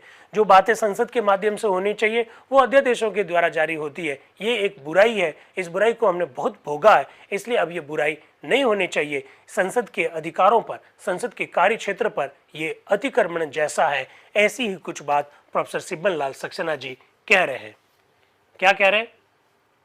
सत्य बात तो यह है कि इसी एक वर्ष में जब से हमारे मंत्रियों ने अधिकार प्राप्त किया है, हमारे सामने कितने ही ऑर्डिनेंस आ गए हैं। इसलिए मैं ख्याल करता हूं कि यदि वह अधिकार दे दिया गया तो इससे प्रजातंत्र का मूल अभिप्राय ही समाप्त हो जाता है। मैं ख्याल करता हूं कि गुलाम भारत के निरंकुश तंत्र की इस देन को हम स्वतंत्र भारत में न रहने देना चाहिए। हमको ये भली प्रकार सोच लेना चाहिए कि इसको हमारे नए संविधान में कोई स्थान नहीं दिया जाए। यदि कोई आवश्यक घटना हुई तो हमारी राष्ट्रीय पार्लियामेंट उसका अवश्य प्रबंध कर लेगी। ब्रिटेन और अमेरिका में किसी ऐसे अधिकार के बिना ही सब कार्य किया जा सकता है तो हमारे देश में क्यों नहीं किया जा सकता है? ऐसा प्रोफेसर सिब्बल लाल सक्सेना जी बहुत सुंदर ढंग से अपनी बात को रखते हुए कह रहे हैं। कितना गजब की बात कही। जब कभी भी ऑर्डिनेंस को लेकर बहस चले तो प्रोफेसर सिब्बल लाल सक्सेना जी ने 28 जुलाई 1947 को जो अपनी बात रखी है उस बात को कोट करना चाहिए। वो कह रहे हैं कि ये पार्लियामेंट के कार्यों का अतिक्रमण है। अमेरिका और इंग्लैंड में सेकेंड वर्ल्ड वॉर के दौरान भी जब वहाँ के राष्ट्रपति और प्रधानमंत्री को ऑर्डिनेंस की पावर नहीं है तो हम अपने देश में ऐसी पावर क्यों दे रहे हैं? फिर वो ये भी कह रहे हैं कि हमारे गुलाम भारत में इस प्रकार के ऑर्डिनेंस जारी किए गए और उसको हमने भुगता है। ये एक बुराई है जो स्वतंत्र भारत के नए संविधान में जिसको स्थान नहीं मिलना चाहिए। ऐसा प्रोफेसर सिब्बल लाल सक्सेना जी अपनी बात को कह रहे हैं। फिर एम अनंत श्यामनम अयंगर साहब आ रहे हैं। वो क्या कह रहे हैं? श्रीमान, ऐसा मालूम होता है कि पहले वक्ता ने ये सेक्शन भारतीय सरकार के एक्ट में से लिया है और इसको किसी दूसरे वाक्य खंड के स्थान में गलती से समझ लिया है। 1935 के गवर्नमेंट ऑफ इंडिया में दो व्यवस्था है। वो अब एम अनंत श्यामनम अयंगर साहब 1935 के जो भारत शासन अधिनियम में गवर्नर जनरल को जो ऑर्डिनेंस जारी करने की जो पावर दी गई है उसका उल्लेख कर रहे हैं, और वो ये कह रहे हैं कि वहाँ 1935 के अधिनियम में इन सब बातों का उल्लेख है। फिर एच.वी. कामत साहब आ रहे हैं, वो कह रहे हैं कि मुझे लगता है कि एक छोटी सी भ्रांति है जिसे सर गोपाला स्वामी से मेरी प्रार्थना है कि वो अपने उत्तर से इसे दूर कर देंगे। वो कह रहे हैं कि इस वाक्य खंड में हम राष्ट्रपति और संघ की पार्लियामेंट को दो अलग अलग चीज़ें समझते हैं। इसके विपरीत वाक्य खंड 13 में हमने बताया कि संघ की पार्लियामेंट का मतलब है राष्ट्रपति, लोकसभा और राज्यसभा तीनों। वो कह रहे हैं कि आप राष्ट्रपति और पार्लियामेंट दोनों को अलग अलग समझ रहे हैं, जबकि हमने अभी थोड़ी देर पहले ये देखा कि पार्लियामेंट में राष्ट्रपति भी शामिल है, काउंसिल ऑफ स्टेट्स भी शामिल है और हाउस ऑफ द पीपल भी शामिल है, ऐसा हमने कहा है। तो इस प्रकार की बातें संविधान सभा में रखी जा रही है 28 जुलाई 1947 को। हाँ, लिंक शेयर करते रहिए, बार बार शेयर कीजिए, बार बार लिंक शेयर कर दीजिए, क्योंकि अब तो क्लास एकदम लास्ट स्टेज पर आ गई है। बिल्कुल शेयर कीजिए। अब अध्यक्ष साहब इस खंड 17 पर वोट लेते हैं और वाक्य खंड 17 जो है स्वीकार कर लिया जाता है। इसके बाद में आता है वाक्य खंड 18। एन गोपाला स्वामी अयंगर साहब का नाम पुकारा जाता है। एन गोपाला स्वामी अयंगर साहब वापस आते हैं और वाक्य खंड 18 रखते हैं। श्रीमान, हम फेडरल, अब देखिए जुडिशरी के बारे में आ रहा है, सुप्रीम कोर्ट के बारे में रखा जा रहा है। ये वाक्य खंड जिसका मुझे अभी पेश करना है संविधान का एक बहुत आवश्यक भाग है। मेरे पास 2 या 3 संशोधन है और मुझे आशा है कि आप मुझसे सहमत होंगे कि इस खास वाक्य खंड को पेश करने के बाद इस वाक्यांश के संदर्भ में जो और कार्रवाई होगी उसको हम कल तक के लिए रोक देंगे। उन्होंने कहा मैं खंड पेश करने जा रहा हूँ, उस पर 2 से 3 संशोधन आ चुके हैं। हम लोग ये प्रयास कर रहे हैं कि जो संशोधन रखे गए उसको हम लोग कल तक के लिए स्थगित कर दें। अब अध्यक्ष साहब बोल रहे हैं कि मैं अभी ये सुझाने वाला ही था कि आप वाक्य खंड और संशोधन को यथाविधि पेश कर दें और उन पर जो वाद विवाद है वो कल हो। डॉक्टर राजेंद्र प्रसाद भी कह रहे हैं कि मैं भी आप ही की तरह यह सुझाव देने ही वाला था कि आप जो है रस्मी तौर पर, औपचारिक तौर पर अपना वाक्य खंड तो रख दें, लेकिन जो वोटिंग है वो हम लोग क्या कर सकते हैं, वो हम लोग कल वोटिंग और जो वाद विवाद है वो हम लोग कल करवा सकते हैं, ऐसी वो बात कह रहे हैं। अब एन गोपाला स्वामी अयंगर कह रहे हैं वास्तव में यह संभव है कि एक सर्वसम्मत संशोधन से और सब संशोधनों पर विचार करना जरूरी ना रह जाए। तो अध्यक्ष साहब कह रहे हैं आप तो पहले अपना वाक्य खंड तो रखो, तो फिर वो वाक्य खंड यानी जो 17 है वो पेश किया जा रहा है, जो कि सुप्रीम कोर्ट के संदर्भ में बहुत ढंग से देखिएगा। एक सर्वोच्च न्यायालय होगा जिसकी रचना, जिसके अधिकार और जिसका अधिकार क्षेत्र उस प्रकार होगा जैसा कि संघ की न्याय शासन प्रबंध समिति कमेटी विचार करके सिफारिश करेगी।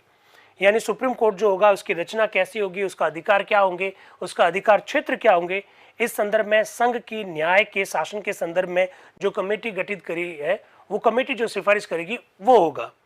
फिर आगे कह रहे हैं सिवाय इसके कि सर्वोच्च न्यायालय के जो न्यायाधीश हैं वो राष्ट्रपति द्वारा चीफ जस्टिस तथा सुप्रीम कोर्ट के अन्य न्यायाधीश और हाई कोर्ट के अन्य न्यायाधीशों से सलाह करने के बाद नियुक्त किए जाएंगे। वो कह रहे हैं कि सुप्रीम कोर्ट के जो जजेस हैं they will appointed by the president of the India. Supreme court के मुख्य न्यायाधीश, हाई कोर्ट के न्यायाधीश और सुप्रीम कोर्ट के और वरिष्ठतम जो न्यायाधीश हैं उनसे चर्चा करने के बाद सुप्रीम कोर्ट के न्यायाधीशों की नियुक्ति की जाएगी। ये व्यवस्था कर लेते हैं। फिर अध्यक्ष साहब कह रहे हैं कि मुझे 2 या 3 संशोधनों की सूची मिली है, रस्मी तौर पर वे आज पेश किए जा सकते हैं। ऐसा करने से कल का कुछ समय बच जाएगा। उन्होंने कहा कि जो प्रस्ताव है एन गोपाला स्वामी अयंगर साहब ने रख दिया है, अब उसके ऊपर जो संशोधन है उसकी मुझे सूचना है, वो अभी औपचारिक तौर पर रख दो, लेकिन डिस्कशन जो है हम कल कर लेंगे, ऐसा वो कह रहे हैं। फिर नाम पुकारे गए तो जसवंत राय कपूर साहब, बी पोकर साहब, KTM अहमद इब्राहिम साहब, राय बहादुर, श्यामनंदन साहेब जी और HV पातस्कर साहब ने अपना कोई संशोधन पेश नहीं किया। के संतानम साहब संशोधन पेश कर रहे हैं।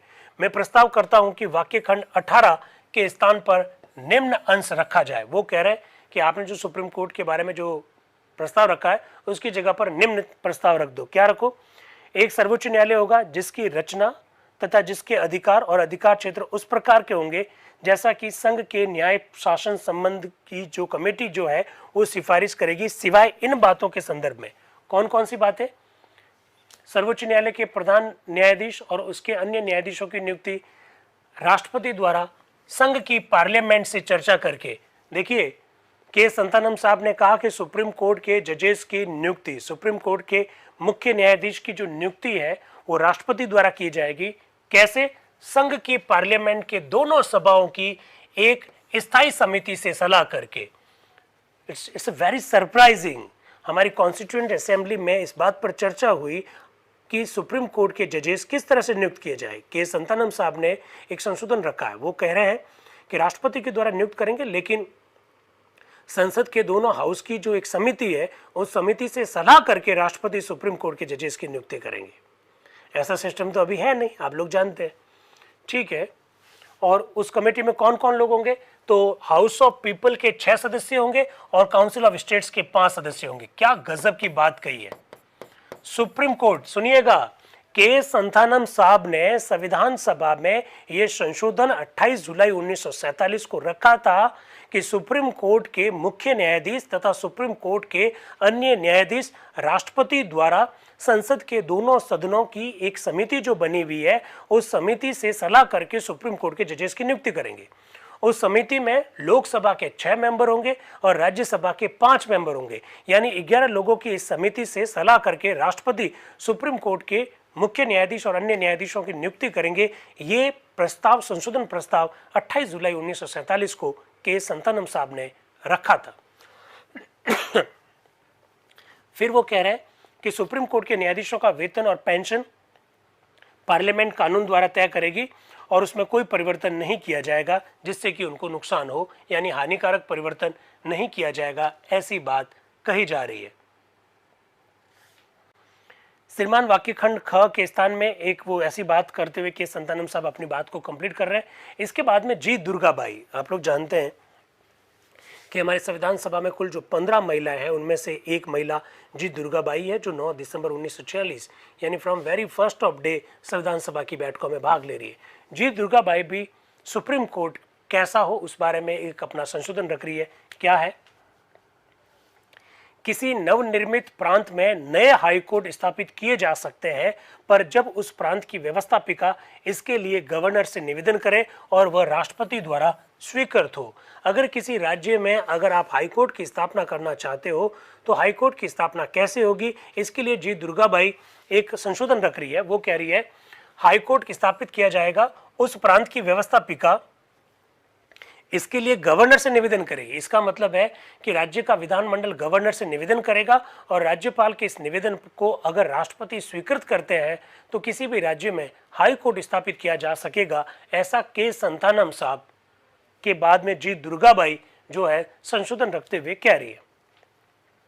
फिर वो खुद कह रही है श्रीमान मैं आपकी अनुमति चाहूंगी कि इस पर बाद में वाद विवाद हो। फिर अध्यक्ष आप बोल रहे हैं, इनको फीडबैक लिंक दे दीजिए, फीडबैक लिंक दे दीजिए। फिर अध्यक्ष साहब कह रहे हैं ये एक स्वतंत्र खंड है और इस पर हम स्वतंत्र रूप से विचार करेंगे। अब ठीक 1 बज चुका है, अब हमारी बैठक कल प्रातः 10 बजे तक के लिए स्थगित की जाती है। इस बीच में अल्लादी कृष्ण स्वामी अय्यर कह रहे हैं आज प्रातःकाल मैंने एक संशोधन की सूचना दी थी, क्या मुझे उसे पढ़ने की आज्ञा है श्रीमान? तो अध्यक्ष साहब बोल रहे हैं अब हमने सभा स्थगित कर दी है, इस पर हम कल विचार करेंगे। इसके पश्चात 29 जुलाई 1947 को सुबह 10 बजे के लिए संविधान सभा की बैठक स्थगित कर दी गई। यानी 28 जुलाई 1947 को संघ के संविधान के संदर्भ में कई सारे मुद्दों पर चर्चा हुई और चर्चा हूबहू आप लोगों के सामने रखी गई। पिछले 2 घंटे से भी हम लोग भी चर्चा कर रहे हैं। वहाँ 10 से लगाकर 1 बजे तक 3 घंटे तक चर्चा होती थी। 3 घंटे को हमने 2 घंटे में समराइज करके आप लोगों के सामने रखा। मुझे पूरा विश्वास है कि संविधान सभा की जो चर्चा है आपको बहुत अच्छी लगी होगी। Thank you very much and wish you all the best. Thank you.